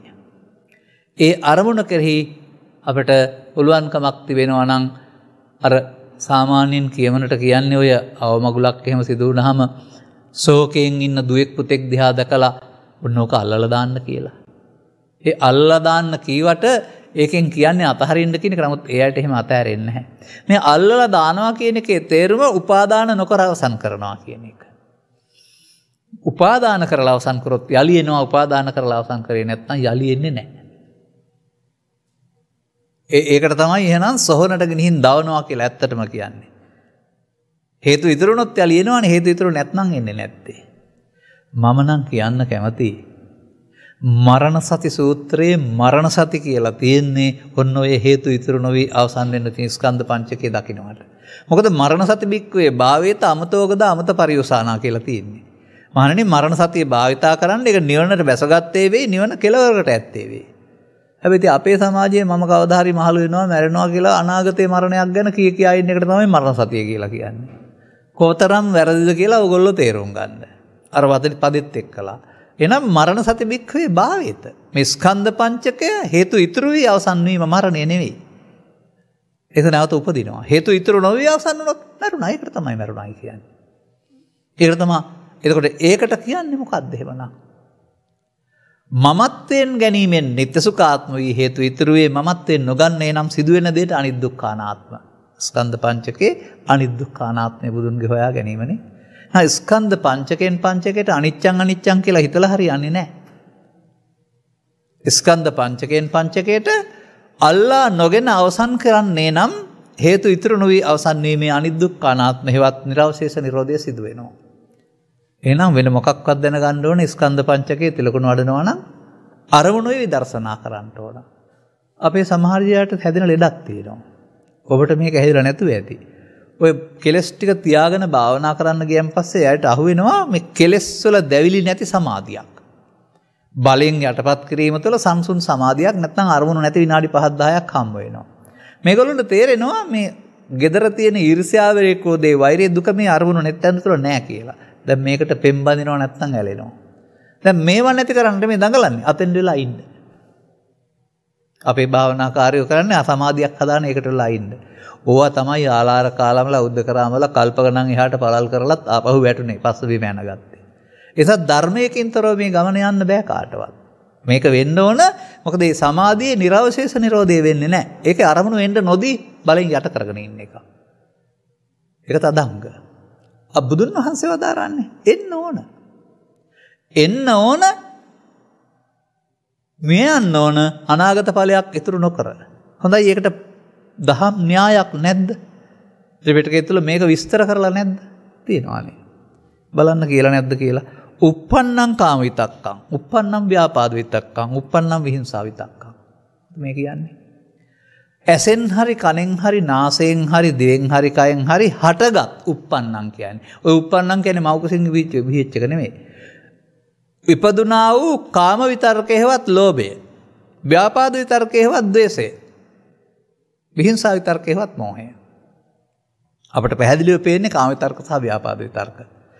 කාම ව්‍යාපාද නැති මෝහයක් තියෙන්නේ අනාගාමී සහ අරිහත් අතර. ඊට මෙහා පැත්තේ මේ දෙක තියෙනවා. මොකද කරන්න කියන්නේ? ප්‍රහාණය කිරීම සඳහා පහන සංඥාවල මේක විස්තර කරන්නේ. මොකද කරන්න කියලා තියෙන්නේ? නාදි වාසේති පජහති විනෝදේති බ්‍යම්ති කරෝති අනභවං ගමේති. අරමුණු ගන්න නැතුව ඉන්න කියලා දර කියලා තියෙන්නේ. උපන් කාම විතර්කය මමත්වයෙන් ගන්න එපා. ඒකට කියනවා ඉවසන්නේ නැහැ. වහාම ඉන් සංසිඳව ගන්න මහන්සි වෙනවා. ඒකට කියනවා පජහති. ඒ විදර්ශනාවට යටත් කරන අනිදුක්ඛානාත්ම වශයෙන්. ඒකට කියනවා බ්‍යන්ති කරෝති. ඒ වගේම අනාගත ඵලයක් හේතු ඉතුරු නොකර තණ්හා උපාදාන භව නොකර අවසන් කරනවා. තණ්හා නිරෝධයෙන් උපාදාන නිරෝධය, උපාදාන භව නිරෝධය. අන්න භවං ගමේති යලිත් හට ගන්න නැති විදිහට අවසන් කරනවා. අරමුණ යලිත් හට ගන්න නැති විදිහට අවසන් කිරීම නෙවෙයිද විදර්ශනාව. අරමුණ යලිත් හට ගන්න නැති විදිහට නිමා කිරීම නෙවෙයිද මේ අනභවං ගමේති. එනම් අරමුණු එන්නේ නැති භාවනාවක් නැහැ. අරමුණු එන්නේ ඇයි අපට? තබා තිබෙන හේතු නිසා එන්නේ. සංකතං ඕලාරිකම් පටිච්චසම්පන්නේ. එනතුරු බලන් ඉඳලා ඒකට අහු වෙන්නේ නැතුව ඉන්න ඕන. මේක තවත් කාරණයක් දැන් මට කියන්න තියෙනවා. අපිට තේරෙන්නේ නැති කරුණක් තියෙනවා. අපි ඉගෙන ගත්ත දහම් පෙළ තුල පෙන්වන්නේ අවිද්‍යාව පත්‍ය සංඛාරා කියන්නේ අතීත හේතු. ඒ අතීත හේතු කොතරම් මුලාවක්ද කියනවා නම් ඒ උගන්වන දහම් පෙළේ අවිද්‍යාව පත්‍ය සංඛාරා තියෙන පහුගිය ජීවිතේ. එහෙ රැස් කරපු කුසල කර්මයන්ට තමයි මෞගිසේ ප්‍රතිසන්දි ලැබලා තියෙන්නේ. අනේ කාගෙන් හරි ලංකාවේ ඉන්න කෙනෙකුගෙන් අහලා බලන්න අතීත ජීවිතේ ගිහින් කොහොමද මේ අවිද්‍යාව දුරු කරන්නේ කියලා. මේ අවිද්‍යාව දුරු කරන්න නම් අතීත ජීවිතයට යන්න ඕන. එහෙනම් ඒක කවදාවත් මේ බුද්ධෝත්පාදේ වෙන්නේ නැති වැඩක්. නමුත් ත්‍රිපිටකයේ තියෙන සූත්‍ර වල කොහොම නෙමෙයි තියෙන්නේ. කවුරු මේවා මෙහෙම කියවද මම දන්නේ නැහැ. ඔබ කියවලා තියනවාද සංයෝජන සූත්‍රය, මහා රුක්ක සූත්‍රය කියවලා තියනවාද? මොනවද මේකේ කියලා තියෙන්නේ? ඒ උපමාව කොහොමද කියලා තියෙන්නේ? අන්න ඒක තේරුම් ගත්තාම ওই ප්‍රශ්නෙට උත්තරේ හම්බ වෙනවා. මේ උපමාවේ පෙන්නනවා උපාසකම්ම කෙනෙක් විහාරයට ගිහින් පහනට තෙල් දාලා වැටියක් දාලා ගින්දර පත්තු කරලා තියෙනවා. දැන් දැල්ල වෙනවා. දැල්ලට ආහාර තමයි වැටියයි තෙලුයි වාතයයි. මේ දැල්ල. තව උපාසක මහත්තයෙක් ගිහින් තව නැවතත් මේකට තෙල් අඩු වෙනකොට තෙල් වැටිය අඩු වෙනකොට වැටිය දානවා නම් අර දැල්ලට තදූපදානෝ තදා ආහාරෝ දැල්ලට ආහාර තමයි තෙල් සහ වැටිය කවදාවත් නිවෙන්නේ නැහැ. හොඳයි ආයෙ තෙල් දාන්න නැතුව හිටියොත් වැටිය දාන්න නැතුව හිටියොත් එහෙනම් තියෙන තෙල් ටික ඉවර වෙනකොට පහන නිවෙනවා. මේ මොකද්ද මේ උපමාව? බණ තේරෙන්න ඉස්සලා අපි එකතු කරගත්ත කුණු ටික තමයි මේ දුක් ගින්න ගෙනත් දෙන්නේ. ඒක තමයි දැල්ලෙන් සංකේතවත් කරන්නේ. ලෝභ දේශ මොහ ගිනි වලින් දැවෙන්නේ අපි එකතු කරගත්ත තණ්හානුසය හේතු. අපට දැන් උන්වහන්සේ වදාරන්නේ අතීතයට ගිහින් ඉවර කරන්න නෙමෙයි. අනාගතයට හේතු නොකර අවසන් කිරීමෙන් අතීතේ හිස් වෙනවා. මේක මම උදාහරණකින් කියලා තියෙනවා. මම ගියයින් පස්සේ නැත්තම් ගෙදර ගිහින් මම මේ කියන දේ කරන්නකෝ. ඉස්සර වෙලා පාරේ සීරුවෙන් හිට ගන්න මිදුලි. දැන් ඔබ ගමනක් ගිහින් නැහැ සීරුවෙන් ඉන්නේ. දකුණු පස ඉදිරියට තබන්න. තාමත් ගියේ නැහැ. හැබැයි ඒක ඉදිරි පාදය. ඉදිරි පාදයට බර තියලා පසු පාදය අරන් වර්තමාන පාදය හරහා ඉස්සරහින් තියන්න. දැන් ඒක ඉදිරි පාදය. ඒක ඉදිරි පාදය වෙනකොට අර ඉස්සල්ලා ඉදිරියට තියපු පාදේ පසු පාදේ වෙලා නැද්ද? ඉදිරියට තබන පාදේ නේද පසු පාදේ වෙන්නේ. අද රැස් කරන කර්මය හෙටට අතීතේ වෙනවා. දැන් රැස් කරන කර්මය තව පොඩ්ඩකින් අතීතේ වෙනවා. එහෙනම් මේ ඉදිරියට තබන්න නැති එකෙන් හිස් වෙන්නේ අතීතයයි. බලන්න ප්‍රායෝගික නැද්ද කියලා කොච්චර. අරකේ පෙන්නනවා ඊට පස්සේ බුදුන් වහන්සේ මේ තෙල් වැටියට තෙල් පහන දාන්නේ නැත්නම් දාලා තිබෙන තෙල් වලින් දැවි ගිහින් පහන් දැල්ල නිවෙනවා කියන්නේ ලෝභ දේශ මොහ. දැල්ල කියන්නේ මොකවත් නැති තැනකට යනවා කියන එක ලෝභ දේශ මොහ ටික නිවෙනවා කියලා අර පෙන්නන්නේ. එහෙනම් මට හොඳට පැහැදිලි වෙන දෙයක් තමයි බුදුන් වහන්සේ වදාරන්නේ අතීතේ හිස් කරන්න නෙමෙයි වර්තමාන ස්කන්ධ පංචකයේ අනාගත ඵලයක් හේතු ඉතුරු නොකර අවසන් කරන විදිහට නුවණ පාවිච්චි කරන්න. ඒකට තමයි අනිදුක්ඛ අනාත්ම වශයෙන් බලනවා කියන්නේ. පංච උපාදානස්කන්ධය අනිදුක්ඛ අනාත්ම වශයෙන් බැලීමේදී උපාදාන නොවි අවසන් වෙනවා. දැන් එතන තියෙන්නේ අවිද්‍යා සංඛාර නෙමෙයි විද්‍යාවේ මුක්තිය. දැන් මෙහෙම බලනවා නම් ඔහු යන්නේ බුදුන් වෙත. මේ බුදුන් වෙත යන පාර. පියවරෙන් පෙර බුදුන් වෙත යනවා. එතකොට ඒක තව විදිහකින් පෙන්නනවා. සබ්බේ සංඛාරා අනිච්චාති යදා පඤ්ඤාය පස්සති. අර ස්කන්ධ පංචකය වලට ආවේ අපුඤ්ඤාභි සංඛාරයේද, පුඤ්ඤාභි සංඛාරයේද, ආනිජ්ජාභි සංඛාරයේද. ඒ ඕනෑම සංඛාරයක් ඔබට ආපු එක අලුතෙන් ගන්න ඕන නැහැ. ඔබට ආනිජ්ජාභි සංඛාරය එන්නේ නැහැ. ඔබට එනවා නම් එන්නේ පුණ්‍යාවි සංකාරය අනිත්‍ය සංකාරය. යදා ඒ ආපු වෙලාවේදී නුවණින් එය බලන්න පුළුවන් ද ඔබට මේ හටගෙන නැසෙන එක වෙනුවට හේතු ඉතුරු නොවි නැසීම නම් වූ ක්‍රියාවකට යොමු කරන්න. හටගෙන නැසෙන එක සතෙක් තුලක් සිද්ධ වෙනවා. ලෝකේ ඉන්න ඕනෑම පුද්ගලයෙක් තුලක් නැති වෙනවා. මේ සමහර අය පුවත්පත් වලට වාර්තා ලියලා ලිපි දාලා කියනවා මේ ස්කන්ධ පංචකයේ හටගෙන නැසෙන එක අනිත්‍යලු. එහෙනම් ඉතින් බුදු වෙන්න ඕන නෑනේ. ලෝකේ පටන් ගත් දවසේ ස්කන්ධ පංචකයේ හටගෙන නැසීම සිද්ධ වෙනවා. හොඳට තේරුම් ගන්න හටගෙන නැසෙන එක නෙවෙයි අනිත්‍ය. හටගෙන හේතු ඉතුරු වී නැසෙන එක නිට්ටය සුඛාත්ම. හටගෙන අනාගත ඵලයක් උපදින්න හේතු ඉතුරු නොවී නැසෙන එකට තමයි බුදුරජාණන් වහන්සේ අනිත්‍ය හේවත් ධර්මය කියන්නේ. දැන් ස්කන්ධ පංචකය හේතු ඉතුරු නොවී නැසෙනවා නම් ධම්මං සරණං ගච්ඡාමි නෙවෙයිද? සසර දුකින් මිදීමට අවශ්‍ය ධම්මං සරණං ගච්ඡාමි පාවිච්චි කළා නේද ඔබ? මේකට කියනවා තිලකුණු වඩනවායි කියලා. එහෙනම් සෝවාන් සිට අරහත් දක්වා ඉමේ පංච උපාදානස්කන්ධේ අනිච්චතෝ දුක්ඛතෝ අනාත්තතෝ යෝනිසෝ මනසිකරන්තෝ සෝතාපට්ටි ඵලං සච්චි කරෙය්‍යාති සකදාගාමී ඵලං සච්චි කරෙය්‍යාති අනාගාමී ඵලං සච්චි කරෙය්‍යාති අරහන්ත ඵලං සච්චි කරෙය්‍යාති. සීල සූත්‍රයේ එහෙම නැද්ද? සීල සූත්‍රයේ තිබුණට ස්කන්ධ පංචකේ වරත්තා ගත්ත නිසා සහ අනිත්‍ය කියන්නේ ඇති වෙන නැති වෙන කියලා හිතපු නිසා බලන්න බෑ කාටවත්. එනිසා ඔබේ ප්‍රඥාවට එන්න ඕන අල්ලා ගැනීමෙන් අවසන් කිරීම නිට්ටය සුඛාත්ම, අල්ලා නොගැනීම අවසන් කිරීම අනිදුක්ඛානාත්ම. අර අල්ලා නොගැනීම අවසන් කරනවට තමයි අනිදුක්ඛානාත්ම වශයෙන් බලනවායි කියලා කියන්නේ. ඔන්න ස්කන්ධ පංචකේ උපාදානයේ නොවි අවසන් වීම සඳහා මොනවා හෝ ධර්ම න්‍යායක් පාවිච්චි කරන්න ඕන. කාය කියන පදේ තේරුම හොයාගන්න වෙනවා. අත්තේමස්මින් කායේ කේසාලෝමානකා දන්තා තචෝ කිව්වොත් මේ ශරීරයේ කෙස්ලොම් නියදත් වලින් යුක්තයි කියන එක. හරි. එතකොට කය ශරීරයයි. හොඳයි.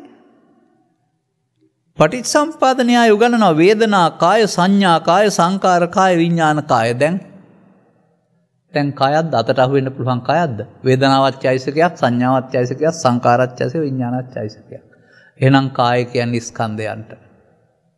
වේදනා සංඥා සංකාර හටගන්නේ මොන කාය නිසාද? රූප කාය. දැන් රූප කාය කියන්නේ ශරීරය නෙමෙයි රූපාරම්මණය, රූපස්කන්ධය.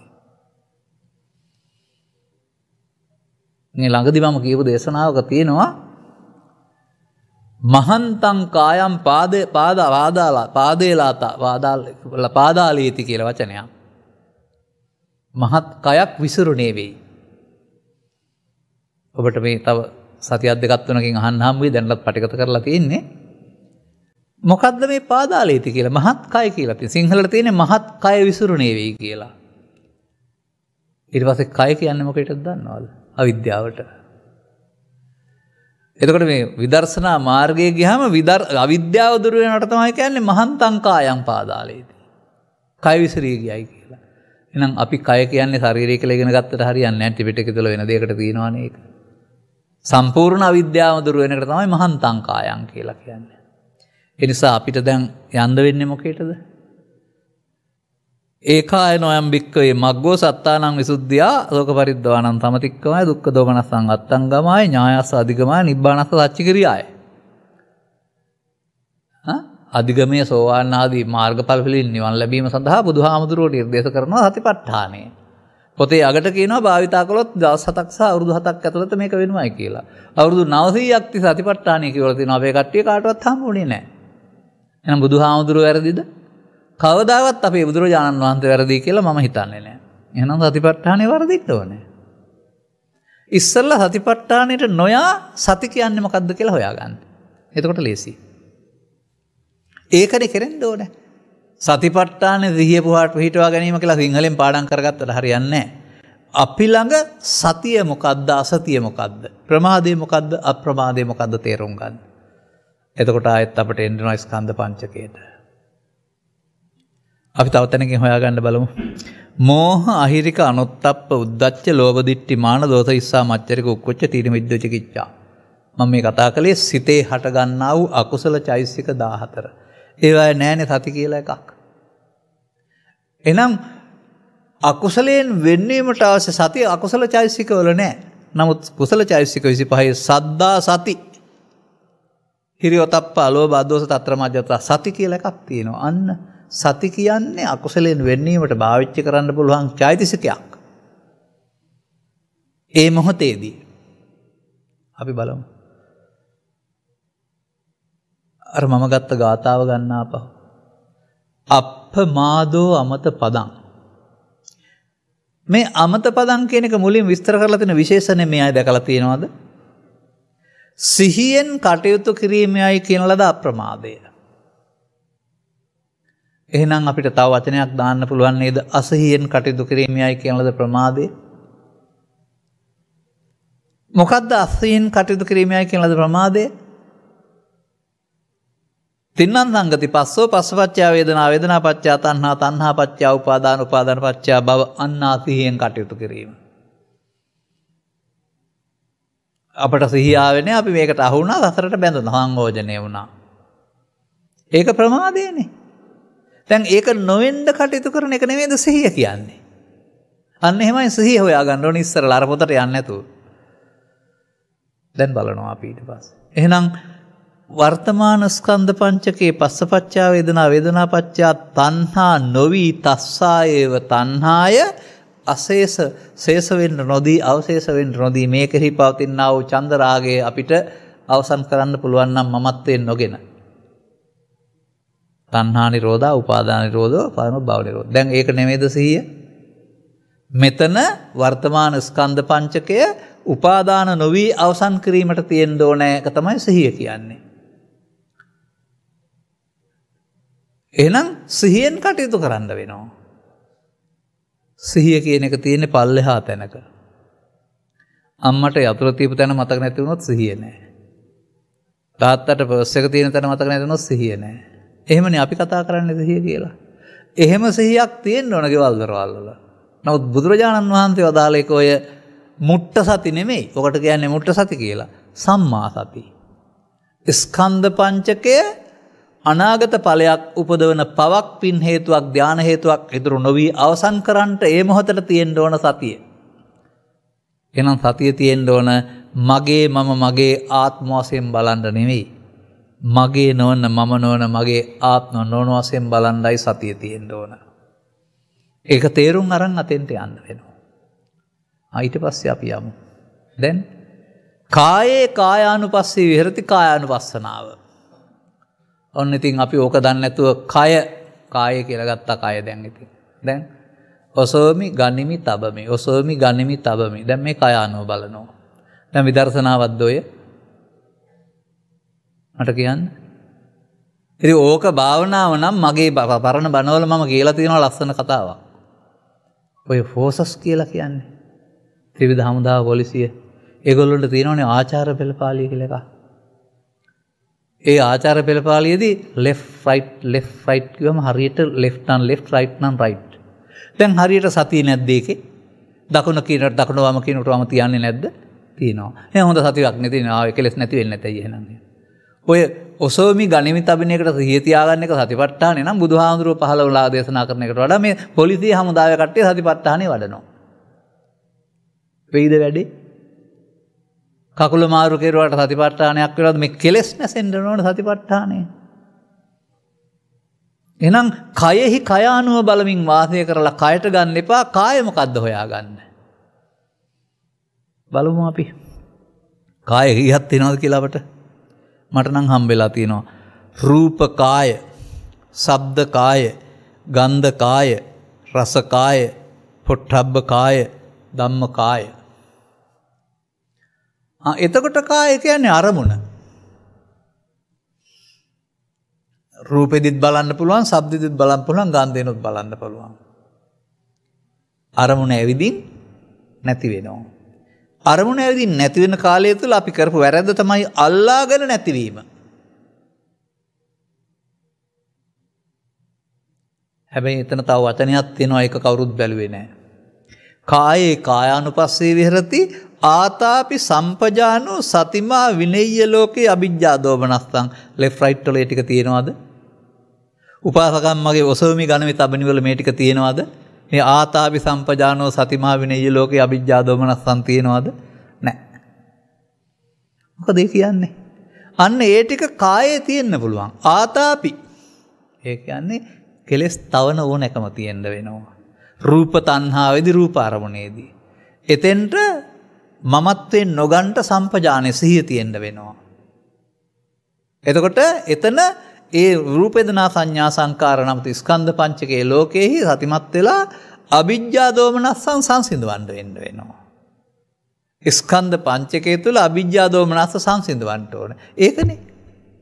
කායේ පළවෙනි ස්කන්ධ පංචකය තුල ඇහැ නිසා පහළ වුණා වූ ඊළඟ ස්කන්ධ පංචකයේ පහළ වෙනෙත් ඇහෙන්නම් ඒක කායා. කායේ කායानुපස්සී විහෙරති ස්කන්ධ පහෙන් පහට අපට රූපය අනුව බලන්න පුළුවන්. එතකොට මෙතන කාය කියන්නේ රූප, ශබ්ද, ගන්ධ, රස, පොට්ටබ්බ ධම්ම. අරමුණ අනුව බලන එක. ඔතනද තියෙන්නේ බණපත. පෘථග්ජන පුද්ගලයෙක් වශයෙන් අමුමමු පෘථග්ජනයෙක් වශයෙන් කය අරගෙන කය ඉරියව් මාරුවට මේක හරි ගස්සලා තියපු තැනම් පමන් විදර්ශනාවක් තියෙනවද? ඉතින් අපිට ලංකාවේ ත්‍රිපිටකය විස්තර කරගන්න නැතුව මේ ථෙරවාදී ත්‍රිපිටකයෙන් මේක හොයාගන්න නැතුව ඔය අවුරුදු 50ක් 60කට ඉස්සර කොහෙන්ද රටකින් ආනායනය කරලා ඔසෝමි ගණිත තම්මි පුම්බමි අකුල්න කියලා බොරු භාවනාවක් මේකට මේ මිනිස්සු යවලා අනාථ කරලා ගොඩ ගන්නම බෑ දැන් ඉතින් බොරු ඇත්ත වෙලානේ තියෙන්නේ මේ ස්කන්ධ පංචකයේ උපාදාන නොවි අවසන් වීම මුල් කොටගෙන තමයි ත්‍රිලක්ෂණයේ චතුස්සත්‍ය පටිච්චසම්පාදයේ කර්මක්ෂය කිරීමේ කර්මය ඕන එකක් වෙන්න ඕනේ. ඒක වෙන්නේ නැත්නම් ඒක බුදුබණ නෙවෙයි. මොකද ස්කන්ධ පංචකයෙන් එහාට මොකක් ඇත්තෙත් නැහැ අරාංගතේ මොකුත් ඇත්තෙත් නැහැ. මෙතන මෙපමණනේ තියෙන්නේ. එතන කරුණු දෙකයි තියෙන්නේ. අවශේෂ නිරෝධය, නිර්වශේෂ නිරෝධය. අවශේෂ නිරෝධයට පමාව කියනවා ඒක බුදුබණ නෙවෙයි. ඕන කෙනෙක් කරන මෝඩකම. දැන් නිර්වශේෂ නිරෝධය තියෙන්න වෙනවා. හරි ඔබට පුළුවන් නම් දැන් අරමුණ අනුව බලන්න. රූප අරමුණ, ශබ්ද අරමුණ, ගන්ධ අරමුණ. රූපේ මමද මම රූපේද රූපය තුල මායත මා තුල රූපයක්ද? ශබ්ද රූපේ මමද මම රූපේද රූපය තුල මායත්ද මා තුල රූපයක්ද? මමත්වෙන් ගන්නවද නැත්නම් ඒක අල්ලා නොගැනීමෙන් අරමුණක් වශයෙන් බලලා අර අවිජ්ජා දෝමනස්සං සංසිඳනවාද එතන මොහොතේ. ඒ නිසා මේ කායකානුපස්සී වලට තියෙන්න ඕන ආතාපි සම්පජානෝ සතිමා විනය්‍ය ලෝකේ අවිජ්ජා දෝමනස්සං මම බය නැතුව කියනවා ඔසෝමි ගනිමි තබමි වල නම් ආතාපි සම්පජානෝ නැහැ. තේරුම් ගන්න විතරයි කියන්නේ. කරන අය ඕන මොඩමක් කරපුවා අපිට කමක් නැහැ. ඔබට ඕන හරි සමාජයට ඕන හරි ඇත්ත කියන්නනේ. හොඳයි. මම සතිපට්ඨාන සූත්‍රයේ කියවනවා අවුරුදු 15 20 විතර. ඔය දැන් තියෙන ලොකු පොත නෙමෙයි වෙනම ගහපු පොතක් තියෙන්නේ. මේකේ තියෙනවා ප්‍රස්තාවනාවක්. චුල්ල සුම්මයි චුල්ල ගුරුගෝල දෙනමක් සම්බන්ධයෙන් කතාවක් තියෙන. ඒක ප්‍රස්තාවනාවේ තියෙන්නේ. මේ ප්‍රස්තාවනාවේ මේ දෙන්න අතර සංවාදයක්. ශිෂ්‍යයාට ගුරුවරයා කියනවා සතර සතිපට්ඨානය 4ක්. ගුරුවරයාට ශිෂ්‍යයා කියනවා නෑ සතර සතිපට්ඨාන එකක්. දෙන්නගේ දැන් මත දෙක. ශිෂ්‍යයා කියන දේ අහගෙන මින් ගුරුවරයා නානකුටුවට වැඩම කරනවා. නානකුටුව වැඩම කිරීමේදී මේකේ ස්කන්ධ පංචක තුල 4ක් වඩන්න බෑ කෝකෙන් හරි එකයි වඩන්න පුළුවන් කියන එක තේරුම් ගන්නවා. ආපහු ඇවිදින් ගුරුවරයාට කියනවා ඔව් මේක 4ක් නෑ එකයි කියලා. මට හම්බ වුණා පහුගිය කාලේ අහිංසක උපාසක අම්මලා. මං දැන් කායानुපස්සනාව වඩන්නේ. මං දැන් වේදනා මේගොල්ලෝ 4 පස්සේ වඩන්න ලෑස්තියි. එකක් වඩලා ඉවරලා තනිත් එකක්. නැහැ. කාය බැරි නම් වේදනා. අන්න එහෙමයි. කායෙන් අල්ලගන්න බෑ කියමුකෝ අපි රූප තණ්හා, ශබ්ද තණ්හා, ගන්ධ තණ්හා මේ තණ්හාවනේ නැති වෙන්න ඕන අරමුණේ.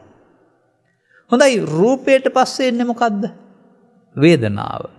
සැප වේදනා, දුක් වේදනා, උපේක්ෂා වේදනා. ශබ්දයේදී රූප සැප වේදනා දුක් වේදනා උපේක්ෂාවය. ගන්ධයේදී සැප වේදනා දුක් වේදනා උපේක්ෂාවය. රසයේදී වැනි රහ චිත්ත රහ ආයි සැප දුක් උපේක්ෂා. දොරවල් 6ටම සැප දුක් උපේක්ෂා වේදනා නැද්ද? දැන් පංචස්කන්ධය ආත්මකට ගැනීමේදී කොහොමද උගන්වන්නේ? රූපේ මමය මම රූපේ රූපය තුල මා ඇත මා තුල රූපය ඇත මිත්‍යා දෘෂ්ටියක් නෙවෙයිද? වේදනාව මමය මම වේදනාවේ වේදනාව තුල මා ඇත මා තුල වේදනාව ඇත මිත්‍යා දෘෂ්ටියක් නෙවෙයිද? මම වෙන්නේ වේදනාව කියලා නේද පෙන්වන්නේ. සතිපට්ඨානෙදී මම වෙන්න බෑ. අනුපස්සනී කියන්නේ වේදනාව අනාත්මය. අනුපස්සනාව කියන්නේ රූපේ අනාත්මය. රූපේ කියන්නේ ශරීරය නෙමෙයි රූප ආරම්මණය. රූප ආරම්මණය අනාත්මය නම් මම වෙන්නේ නැහැ. විෂයාකාර මිත්‍යා දෘෂ්ටියට බැඳෙන්නේ නැහැ. මම වීමෙන් තොරව කය අනාත්මය බලනවා. රූප කාය, ශබ්ද කාය, ගන්ධ කාය. එහෙම නැත්නම් ඒවා කළා එන්නා වූ වේදනා කාය.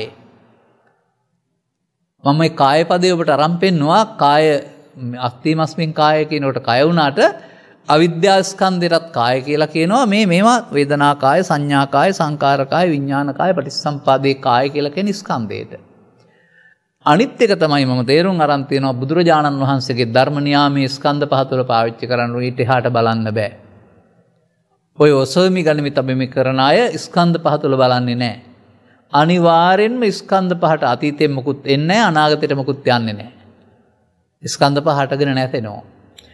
අනාගතයකට සම්බන්ධ වෙන්නේ අර පවතින හේතු තබන එක අවිද්‍යා හේතු. ඒවා ද්‍රව්‍ය නෙමෙයි, ඒකයි අවිද්‍යාව කියන්නේ. ස්කන්ධ පංචකය අපට අනාගතයේ හේතු උපදින්න නැතුව අනාගත ඵල උපදින්න හේතු ඉතුරුනක අවසන් කරන්න පුළුවන් නම් විද්‍යාව නෙමෙයිද? ඒක නේද වෙන්න ඕන සතිපට්ඨානෙදී. සිහියෙන් කටයුතු කිරීමේදී. ඒ නිසා කය බැරි නම් වේදනාවට එන්න. වේදනාව මම මගේ ආත්ම කොට ගන්නවද? වේදනාවේ අනාත්මය බලනවද? වේදනාව ඇසෙන් කරන කනෙන් නාසයට දිවෙන් කයට හෝ ඇසෙන් නැසතුම අරමුණෙන් අරමුණට අනුපස්සනාව නැවත නැවත බලමින් වාසය කිරීම. ගන්න ඕනේද? අමුතුවෙන් ගන්න ඕනේ නැහැ. ඇහැට රූපයක් හම්බුනහම බලන්න ඕන. කනට ශබ්දයක් හම්බුනහම බලන්න ඕන. නාසයට ගන්ධය හම්බුනහම ඒකට ඉන්ද්‍රිය භාවනා සූත්‍රය කියලා කියන්නේ. ඉන්ද්‍රියෙන් එන දේවල් අතහරින්න පුරුදු කරන්න ඕන. නමුත් සංසාර ගමනේ පුරුදුනේ ඉන්ද්‍රයන්ගෙන් එන දේවල් අතහරින්න නෙවෙයි, අල්ලලා අතාරින්න. මමත්වයෙන් ගෙන අතාරින්න. එනිසා ප්‍රමාද වූ පුද්ගලයාට බුදුරජාණන් වහන්සේ අමුතුවෙන් අප්‍රමාද වෙන්න කියලා උගන්වනවා. මතක තබා ගන්න මේ කාරණාව. හරි. එහෙනම් අපට සැප වේදනාව ආවත් කෙනෙකුට සැප වේදනාව වෙන්න පුළුවන් රූපේදී. තව කෙනෙකුට යහතර නම් දුක් වේදනාව වෙන්න පුළුවන්. තව කෙනෙකුට පෘථග්ජන මට්ටමේ උපේක්ෂා වේදනාවක් වෙන්න පුළුවන්. ඒක පෘථග්ජන මට්ටමේ උපේක්ෂා වේදනාවෙත් මම ඉන්නවා. විදර්ශනා උපේක්ෂාවදී තමයි මම නැත්තේ. එහෙනම් අන්න නේතං මම නේතහමස්මින් මේසෝ අත්තයි දෙන්නත් පාවිච්චි කරන්න පුළුවන්. නැත්නම් සතිමත් වෙලා මොකද වෙන්න ඕන? අනුපස්සනාව. නැවත නැවත ආවත් අනාත්මය බලමින් වාසය. වේදනාවේ අනාත්මය. වේදනාවේ ආත්මය අනාගත ඵලයට හේතු ඉතුරු කරයි. වේදනාවේ අනාත්මය වේදනාව ඉතුරු නොකර අවසන් කරයි. තව වේදනාව බැරි නම් මොනවද මේවට එන්නේ? මේවත් එක්කලා තව එනවා. මේක සිතනේ. මේ ඇහැට ආවත්, කනට ආවත්, නාසයට ආවත්, දිවට ආවත් මොනවද මේ? සිත්. චක්කු ද්වාරික අතිමහන්තාරම, සෝත ද්වාරික අතිමහන්තාරම්මන, ගාමන ද්වාරික අතිමහන්තාරම්මන. ඔය අතිමහන්තාරම්මන සිත් කියලා මට නම් තියලා තියෙනවා. හොඳයි. අපට කාය බලන්න බැරි වුණා, වේදනාව බලන්න බැරි වුණා. ඊට පස්සේ මතුවෙනවා ලෝභ සිත, ද්වේෂ සිත, මෝහ සිත, ඊර්ෂ්‍යා සිත, ක්‍රෝධ සිත. ඇහෙන් නම් රූප ලෝභය, කනෙන් නම් ශබ්ද ලෝභය, නාසයෙන් නම් ගන්ධ ලෝභය, දිවෙන් නම් රස. සිතේ මේක හට ගන්නවා. ඇසෙන්, කනෙන්, නාසයෙන්, දිවෙන්, කනෙන් මේ චිත් හට ගන්නවා. මේ ක්ලේශ සහගත සිත් නැත්තම් කිංචන සිත් කියලා කියන්නේ මේවට. කිංචන. දැන් කිංචන කොහෙද තිබිලා දාවේ අපිට? මින් පෙර මමත්වෙන් අරන් අවකාශ කළ නිසා තමයි කිංචන මතුවෙන්නේ. කිංචන නිසා තමයි මිනිසාට මේ පීඩාව ගෙනත් දෙන්නේ, ආතති හේවත් දුක් ගෙනත් දෙන්නේ. එහෙනම් කිංචන මොහත අකිංචන කරලා අවසන් කරන්න තමයි අපට සතිය ඕන වෙන්නේ. ඒ අකිංචන කිරීමේදී මොකද වෙන්න ඕන? අනාගත ඵලයකට හේතු ඉතුරු නොවි අවසන් වෙන්න ඕන. එහෙනම් චිත්තේ ගත වුණ සිත, ස්කන්ධ පංචකයේ චිත්තා ඊළඟ එන සිත හේතු ඉතුරු නොවි අවසන් වෙන ආකාරයට නැවත බලමින් වාසය කරනකොට චිත්තානුපස්සනා. දැන් කායෙන් කරන්නෙත් ඒක, වේදනාවෙන් කරන්නෙත් ඒක, සිතින් කරන්නෙත් ඒක. ධම්මානුපස්සනාව තව කිව්වේ නැහැ. කෝකෙන් ගත්තත් වෙන්න ඕන කෙලෙස් නැතන එක නේද? එකක් තේරුණාම හතරම වැඩෙනවා නේද? ඔබ අහලා නැද්ද මෙන්න මේ ආනන්ද සූත්‍රයේ තියෙන රහස? මහණෙනි, එකක් වැඩීමෙන් හතරත්, හතරක් වැඩීමෙන් හතත්, හතක් වැඩීමෙන් දෙකත් ලැබෙන මාර්ගය දේශනා කරා. හුඟක් ඕන නෑ, එකයි. ඒකට අප්‍රමාදය කිව්වොත් ඔය අප්‍රමාද වීම තුළ වැඩෙන්නේ සතර සතිපට්ඨානය. සතර සතිපට්ඨානය වැඩනකොට වැඩෙන සත්බොජ්ජංගය. සත්බොජ්ජංගය වැඩනකොට වැඩෙන්නේ විද්‍යා විමුක්තිය. එකනේ කරන්න කියලා තියෙන්නේ. හුඟක් නෑනේ. මේ එක තමයි කරන්න ඉඩකඩ හම්බ වෙන්නේ. මොකද අරමුණක් පාසා වෙනස් වෙනවනේ.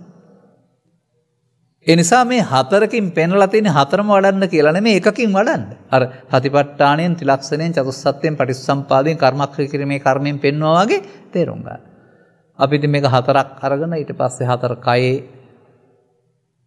අරගෙන ස්කන්ධ පහ පැත්තකින් දාලා කය අරගෙන බොහෝ ඈත මේක වරද්දගෙන ගිහින් ඒකට හේතුව ස්කන්ධ පංචකය නිර්වුල්ව තේරුම් ගැනීමේ හැකියාවක් කලක් තිස්සේ මෙයාට තිබිලා නැහැ. අදටත් මේ සමාජයේ ඉන්න ස්කන්ධ පංචකය කියන්නේ කය කියන අය. ඔබට කතා කරනකොට හම්බ වෙයි. ගිහි පැවිදි සමාජය තුළ පංචස්කන්ධය කියන වචනේ කයට පාවිච්චි කරන අය තාමත් ඉන්නවා. ඊට පස්සේ ඊටහාට ගිය කට්ටිය වේදනා සංඥා සංකාර නාම පඨවි ආපෝ තේජෝ රූප කියලා කතා කරන අය තාමත් ඉන්නවා. ඕගොල්ලොන්ට හම්බුනොත් කියලා දෙන්න කියන්න පුළුවන් නම් වේදනා සංඥා සංකාර නාම නම් රූප ශරීර නැත්තම් ද්‍රව්‍ය නම් පඨවි ආපෝ තේජෝ නම් අපිට තියෙනවා පඨවි ආපෝ තේජෝ කියන්නේ අල්ලන්න බැරි දෙයක් නෙමෙයි. ඒවෙන් හැදිච්ච වර්ණ ගන්ධ රස ඕජා නිසා තමයි කයක් අපිට පේන්නේ. මෙතන ගවයෙක් සුනකෙක් හිටියොත් එහෙම එයාටත් කයක් තියෙනවා. හොඳයි ඔබ ප්‍රේතයෝ එහෙම දැකලා තියෙනවද කයක් තියෙන? භූතයෝ දැකලා තියෙනවද? දෙවියෝ දැකලා තියෙනවද? බ්‍රහ්මයෝ දැකලා තියෙනවද? නැහැ.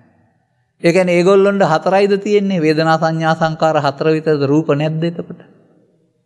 රූප කියන්නේ පඨවි ආපෝ තේජෝ නම් එහෙනම් ඒගොල්ලොන්ට වේදනා සංඥා සංකාර විතරක් තියෙනවනේ. මොකද අපායෙත් ඕවා නැහැ, දිව්‍ය ලෝකෙත් නැහැ, බ්‍රහ්ම ලෝකෙත් නැහැ. ඒ වුණාට බුදුරජාණන් වහන්සේ වදාරන්නේ බ්‍රහ්ම ලෝකෙත් සක්කාය තියෙනවා කියලා. ඔය ගිලාන සූත්‍රයේ පෙන්නන්නේ රූපී අරූපී ධානලාභියත් සක්කායට අහු වෙලා කියන්නේ. සක්කාය කියන්නේ මොකද්ද? රූප වේදනා සංඥා සංකාර පහට. එහෙනම් අපායේ තියෙන්න ඕන එකක් රූප වේදනා සංඥා සංකාර කියන්නේ. දිව්‍ය ලෝකෙත් තියෙන්න ඕන එකක්. බ්‍රහ්ම ලෝකෙත් තියෙන්න ඕන එකක්. මොකද්ද එතකොට රූප වට ව්‍යාපෝ තේජෝද? නෑ අපායේදී පාපේ රූපය. දිව්‍ය ලෝකෙදී පින, බබලෝදී ධානය. ඒ අරමුණ තමයි රූපේ. එතකොට චුතිපතිසන්ධි ගලපන්න පුළුවන් ගැටලුවක් නෑ නේද? ඔය චුතිපතිසන්ධි ගලප ගන්න බැරි වුණෙත් ඔය රූප කියන්නේ ශරීරය කියලා උගන්වාගත්ත බුද්ධ ආගමේ. ඒ යන දෙයක් හොයන්න බෑනේ ඊට පස්සේ. ඔප්පු කරන්න බෑ. ඒ නිසා ධර්මය බුදුන් වහන්සේ අතින් වැරදුනේ නෑ.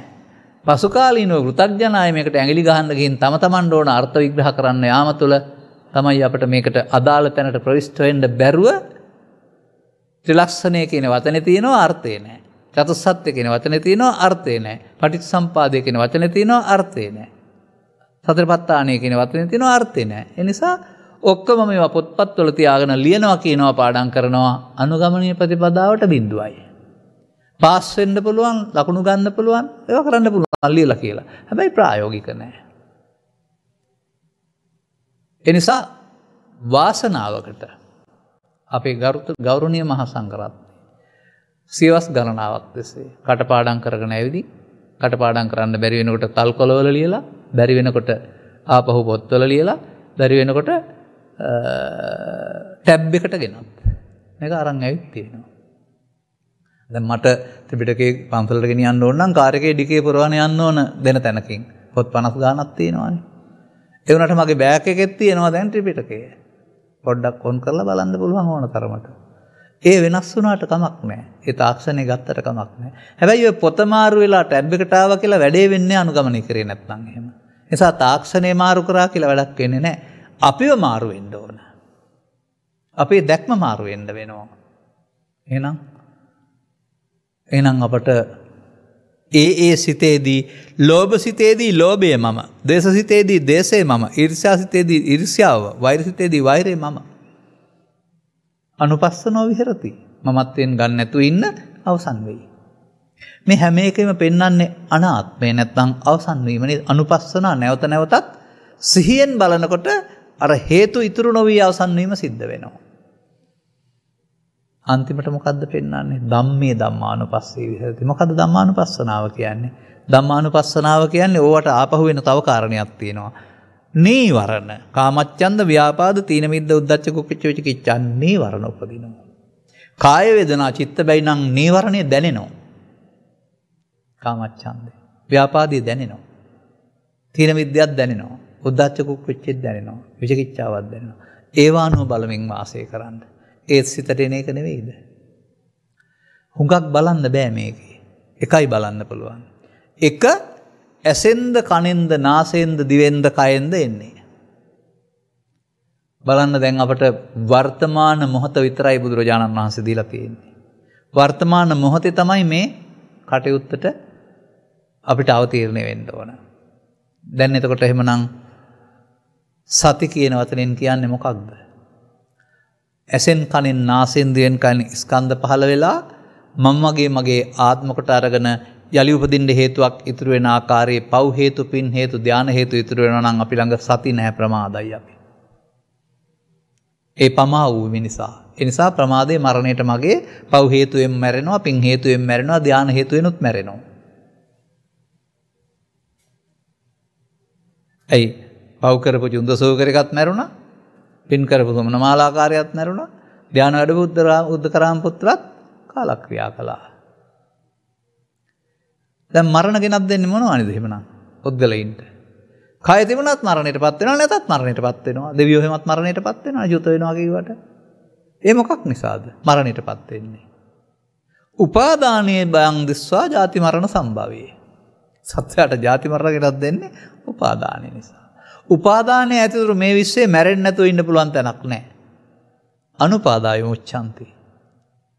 ඒ නිසා මිනිසත් බව ලැබ සදහම් ශ්‍රවණය කරන්න කනක් හම්බ වුණාම ඒ කන උදව් කරගෙන මේ පුද්ගලයා තුළ ක්‍රියාත්මක වෙන්නා වූ සියුම් ගැඹුරු ඒකකයේ ස්කන්ධ පංචකයේ බව තේරුම් අරගෙන ස්කන්ධ පංචකයේ උපාදාන කරගැනීමෙන් සත්‍යය බොහෝ දීර්ඝ කාලයක් අපාය දිවි ලෝකේ බ්‍රහ්ම ලෝකේ ඇවිද්ද බව තේරුම් අරගෙන ලොතරැයියක් දිනනවටත් වඩා බුද්ධෝත්පාදයක සදහම් අහන්න අවශ්‍ය කනක් උපදවාගත් ඔබට දැන් ආපු දුර හුඟ වැඩි යන්න තියෙන ටිකයි.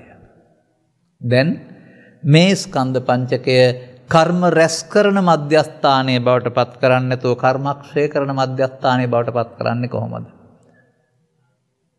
මතක තියාගන්න. ඔන්න එහෙමනම් අපට නීවරණ මේ ආශ්‍රයෙන් බැලුවත් කාමච්ඡන්ද ව්‍යාපාදේදී, කාමච්ඡන්දේදී, ව්‍යාපාදේදී, තීන මිද්දේදී ඒ මොහොතට එනදී කාමච්ඡන්දේ කියන්නේ ලෝභ වෙන්න පුළුවන්, ව්‍යාපාදේ තරහ වෙන්න පුළුවන්. ඒ විදිහට ඒ අරමුණට එන දේ අරමුණේ නේ තියෙන්නේ. දැන් මොකද්ද මෙතන කරන්න කියලා කියන්නේ? කරන්න තියෙන දේ අපිට හොයාගන්න පුළුවන් මෙන්න මෙහෙම. ශුඤ්ඤ ලෝකෝ ශුඤ්ඤ ලෝකෝති බන්තේ උච්චති කිත්තාවතානුකෝ බන්තේ ශුඤ්ඤ ලෝකෝති උච්චති. ඒතාව තැනකින් මම ගත්තා. ස්වාමිනී ලෝකයේ ශූන්‍යයි ශූන්‍යයි කියලා කියනවා. කොපමණකින්ද මේ ලෝකයේ ශූන්‍ය වෙන්නේ? දැන් ලෝකය කියන්නේ පෘථිවිය නම් ඒක පඨවි ආපෝ තේජෝ වායු හතරට බෙදලා ද්‍රව්‍ය නැහැ කියලා මේක ද්‍රව්‍යයන්ගේ ශූන්‍යයි කියලා අපිට හිතින් හදලා පෙන්වන්න පුළුවන් සමාජයට. මේවා ඔක්කොම ශක්තියක් විතරයි ද්‍රව්‍ය නැහැ කියලා. ඕකට ලෝක කියන්නේ බුදු සමය. ලෝකපදයේ යෙදලා තියෙන රූප වේදනා සංඥා සංකාර පහට. ඒක මොනවද ශූන්‍ය? හාන් ඒකනේ හොයන්න ඕන. මේ භික්ෂුව අහපු උත්තරේ බුදුරජාණන් වහන්සේ දීලා තියෙන එකේ තිබෙනවා යස්මාචකෝ ආනන්ද ශුඤ්ඤං අත්තනේනවා අත්තනියේනවා තස්මා ශුඤ්ඤ ලෝකෝති උච්චති. ආනන්දේ යම් විටක මේ ස්කන්ධ පංචකය මට සහ මට අයිති දේවල් වලින් ශූන්‍යද? මට සහ අයිති මොනවද? ලෝභ දේශ මොහ ඊර්ෂ්‍යා ක්‍රෝධ. ඒ තමයි මට සහ මට අයිති දේවල්. ස්කන්ධ පංචකයේ මමත්වයෙන් ගන්නකොට මට සහ මට අයිති දේවල් උපාදාන. එවෙන් ශූන්‍ය වෙනකොට තමයි ශුන්‍ය ලෝක. දැන් බුදුරජාණන් වහන්සේ ස්කන්ධ පංචකයේ ශූන්‍යතාවයට 35 දිපත් වෙලා. රහතන් වහන්සේලා ස්කන්ධ පංචකයේ ශූන්‍යතාවයටපත් වෙලා. දැන් ලෝභ දේශ මොහ වලින් ශූන්‍යයි, නමුත් නිවනක් ඇත. මතක තියාගන්න. මේවා නැති වුණාට ඒක තියෙනවා එතකොට. ඇත කියලා අල්ලන්න දෙයක් නෙවෙයි. නමුත් එහෙම ඒක ශූන්‍ය දෙයක් නෙවෙයි. මේ නීවරණ නිසා වැසී තිබුණා වූ දේවල් නීවරණ ඉවත් වෙනකොට ඇත. එහෙනම් අපිට මොන ධර්ම න්‍යාය අනුව ගත්තත් පංච උපාදානස්කන්ධයෙන් මිදීම සඳහා මේ ධර්ම න්‍යාය පාවිච්චි කළ හැකියි. බලන්න මම මෙහෙම කතා කරන්නම් තව දෙයක්. මොකද මගේ ළඟ ජනප්‍රියම කතාවක් තියෙනවා. ඒක සමාජයේත් යම් තැන්වල තිබෙනවා නමුත් විස්තර වෙන්නේ නැහැ. ඒ තරම් දුරට අපට ධර්ම දේශනා මාලාවක් හම්බුනොත් ධර්ම දේශනා 10ක් 15ක් යනකොට අනිවාර්යෙන්ම මේක කියනවා මම. අපි හොයාගන්න බලමු ස්කන්ධ පංචකය තුල. ස්කන්ධ පංචකය තුල බලන්න ඉගෙන ගන්න නැත්නම් බෑ. චත්තාරි මාන වික්කවේ කම්මානි මායාසයන් අභිඤ්ඤා සච්චිකත්තාප වේදිතානි. අනේ මෙන්න මේ කර්ම જાති හතර මම මගේ ප්‍රත්‍යක්ෂ ඥාණයෙන් දැනගෙන තමයි දේශනා කරන්නේ. ඔන්න ප්‍රමාදය තුළ උන්වහන්සේ උගන්වනවා අත්තිබික්කවේ කම්මං කන්නං කන්න විපාකං. පාප කර්ම හේතු ඉතුරු වෙන්නේ ප්‍රමාදය තුළ ඒ නිසා දුක් විපාක. අත්තිබික්කවේ කම්මං සුක්ඛං සුක්ඛ විපාකං. පුණ්‍ය කර්මය තුළ හේතු ඉතුරු වෙනවා ඒත් අවිද්‍යාව පත්‍ය සංඛාරය නිසා ලෞකික සැප විපාක. අත්තිබික්කවේ කම්මං කන්න සුක්ඛං කන්න සුක්ඛ විපාකං. පාප කර්ම ශුන්‍ය කර්ම දෙකම මමත්වෙන් අරන් කළොත් එහෙම පව්පින් දෙක එකට විපාක වෙන සිද්ධ වෙනවා. ඔය සුක්ඛ කර්ම කියන එකේ කාමාවචර පැත්ත තමයි පින් කියන්නේ, රූපාචාර පැත්තට තමයි ධාන කර්ම කියන්නේ. ඒකෙත් තියෙන්නේ සුක්ඛ විපාක. දැන් බලන්න. අපාය කර්ම විපාක, දිව්‍ය ලෝකේ කර්ම විපාක, බ්‍රහ්ම ලෝකේ කර්ම විපාක. කර්ම කරලා කවුරු හරි ගැලවෙන කෙනෙක් මට පෙන්වන්න. අපේ බුද්ධ ආගම තුළ ඒ වුණාට කර්ම කරලා ගැලවෙන්න තමයි යන්නේ හොඳ දෙනෙක් තාමත්. කර්ම රැස් කරලා දුකින් මිදෙන්න. ඒගොල්ලෝ දන්නේ නැහැ චුල්ලකම්බ විභංග සූත්‍රයේ එහෙම නැත්නම් කම්ම විභංග සූත්‍රය තුල කම්මක්ඛයෝ දුක්ඛක්ඛයා කියලා තියෙන බව. කර්ම ඉවර කිරීමෙන් දුක් ඉවර වේ. එහෙනම් කර්ම රැස් කරලා හතර ඇවිදින්න පුළුවන් බුදුරජාණන් වහන්සේගේ න්‍යාය කර්ම ඉවර කරන එක. අන වර්තමාන ස්කන්ධ පංචකය කර්ම ඉවර කරන තැනක් බවට පත් කරන්න ඕන. ඇයි කර්ම සූත්‍ර 4 වෙනිව නැද්ද? අත්තිබික්කවේ කම්මං අකන්නං අසුකං අකන්න අසුක්ඛ විපාකම් කම්මක්ඛයා සංවත්තති. අන්න බුදුහාමුදුරුවෝ හොයාගත්ත කර්මය. මහණෙනි තවත් කර්මයක් තියෙනවා. ඒක පව් වලට අයිති නෑ. ඒක පින් වලට අයිති නෑ. ඒ නිසා පව් විපාකත් නෑ, පින් විපාකත් නෑ. ඒකට කියනවා කර්මක්ෂය කිරීමේ කර්මය. තණ්හා උපාදාන බව අවිද්‍යා සංඛාරා පවටත් පිනටත් ධානයටත් කර්ම රැස් කිරීමේ කර්මය නෙවෙයිද? එතනම එහෙමනම් කර්මක්ෂය කිරීමේ කර්මය කරන්න ඕන නේද? ෂේ වෙනවා කියන්නේ මොකද්ද? ඔය මොනවද ඒවට කියන්නේ? ඔය කොටි අකුමර පැත්තේ පතලක් තියෙනවා මිනිරම් පතලක් එහෙම කියලා. ඔය පතල් වල කට්ටිය මේ මිනිරම් කපන්න ගියාම ආස්වාස ප්‍රාස්වාසයේ මදිවිලා ඔක්සිජන් මදිවිලා ටික දවසක් යනකොට කැස්ස හැදෙනවා. ඊට පස්සේ පෙනහළ වල කෑලි ගැලවිලා යනවා. ඒකට සෑ රෝගේ නැත්නම් ෂේ රෝගය කියලා කියනවා. ෂේ වෙනවා කියන්නේ කෑල්ල අඩු වෙන එකටම. එහෙනම් අනාගත විපාක දෙන්න හේතු ඉවර කරන්න ඕන අපි වර්තමාන ස්කන්ධ පංචකේ. එතකොට තමයි අනාගතයක් නැත්තේ. පව් තිබුණොත් අපාය තියෙනවා, පින් තිබුණොත් දිව්‍ය ලෝකේ තියෙනවා, ධානය තිබුණොත් බඹලෝ තියෙනවා නැත්නම්. එම් වර්තමාන මොහොත ඉවර කරන්න නේද තියෙන්නේ. හරි ඔසෝමි ගනිමි කියලා ඉවර වෙනවද? දැක්ක කියලා ඉවර වෙනවද? පිම්බීම යකලිම කියලා ඉවර වෙනවද? මොනවද මේ කරන්නේ? එන දෙය ඒ මොහොතට එන දෙය පස්තරෙන් එන දෙය ෂය වෙන්නේ කොහොමද? තව වචනයක් ගන්නම් මම එතකොට තේරෙනවා. ඕකේ පෙන්නනවා මේ කර්මක්ෂය කිරීමේ කර්මයේ විග්‍රහ කරනකොට මෙන්න මෙහෙම පෙන්නනවා. කන්නං කන්න විපාකං තස්ස පහනායා චේතනා. ඒ කියන්නේ පව්කම් සහ දුක් විපාක ප්‍රහාණය වෙන්න ඕන. සුක්ඛං සුක්ඛ විපාකං තස්ස පහනාය වේචනා. පුණ්‍ය කර්ම සහ විපාකත් ෂය වෙන්න ඕන. කන්න සුක්ඛං කන්න සුක්ඛ විපාකං තස්ස පහනාය චේතනා. මේ කර්ම තුනේම කර්ම විපාක ෂය කරන චේතනාවනේ කර්මක්ෂය කිරීමේ කර්මය කියන්නේ. ත්‍රිපිටකයේ තියෙනවා පැහැදිලි කරගන්න බෑ නේද? ත්‍රිපිටකයේ තියෙනවා අනුගමනය කරන්නේ නෑ නේද? ත්‍රිපිටකයේ තියෙනවා විස්තර නෑ නේද? සැබෑ බුදු සමය හොයන අයට, සැබෑ බුදු සමයේ සැනසීම ජීවිතයට හොයන අයට කර්මක්ෂය කරන කර්මය උගන්වන්න ඕන. කර්මක්ෂය කරන කර්මය කිරීමත් තිලකුණු වැඩිවීමත්, කර්මක්ෂය කරන කර්මය කිරීමත් පටිච්චසමුප්පාද නිරෝධය දැකීමත්, කර්මක්ෂය කරන කර්මය කිරීමත් සතර සතිපට්ඨානයේ වැඩිවීමත්, කර්මක්ෂය කරන කර්මය කිරීමත් චතුස්සත්‍ය අවබෝධයක් දෙකක් නෙමෙයි. ඔබතුමාලා ඉදිරිපත් කරපු ওই දෙක විතරක් නෙමෙයි ඔක්කොම පංච උපාදානස්කන්ධෙන් මිදීම සඳහා දේශනා කරපු ධර්ම. එබැවින් ඒ බුදුන් වහන්සේගේ විචිත්‍ර ධර්ම කතිකත්වයේ තේරෙන්නේ ඔය හැම එකින්ම පෙන්වන්නේ මේ කම්මක්ඛය දුක්ඛක්ඛය කියන එක. එහෙනම් වර්තමාන ස්කන්ධ පංචකයට බලෙන් ගන්න බෑ. තම තමන් ඉන්න පරිසරයට අනුව ඇසෙන් කනෙන් නාසයෙන් දිවෙන් කයෙන් හට ගන්න පුළුවන් අරමුණක්. දැන් තණ්හා උපාදාන භව අවිද්‍යා සංකාර කරොත් කර්ම රැස් වුණාද නැද්ද? රැස් වුණා. ඒක නොකර ඉන්න එකට නේද කර්මක්ෂය කරනවායි කියන්නේ. මෙතරම් දුර යන්න එපා. මෙන්න මේකෙන් බලන්න. උපාදීය මානෝකෝ බික්ඛු බද්දෝ මාරස්ස අනුපාදීය මානෝ මුත්තෝ පාවිමතෝ. මේ කෙටියෙන්ම බණ කියපු තැන. මහණෙනි උපාදානය කර ගැනීමෙන් මායයට බැඳේ. උපාදානය කරගන්න නැත්නම් මායයට බැඳේ. ඉතින් අපට කියන්නේ උපාදානය කරගන්න නැතුව ඉන්න එකනේ භාවනාව කියලා.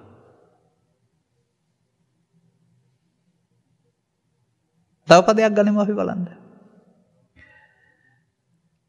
සාදුවන්තේ භගවා සංකිට්ඨේන ධම්මං දේශේතු හොඳ තැනක්. අපිට මේ සූත්‍ර දේශනා පිටු 60 70 80 තියෙනවා තියෙන්නේ. ඒක හිමිනමක් ඇවිදින් කියනවා ස්වාමීනි මට කෙටියෙන්ම බණ කියනවා නම් හොඳයි. මේ කෙටියෙන් කියනකොට මම හුඟක් නැහැ.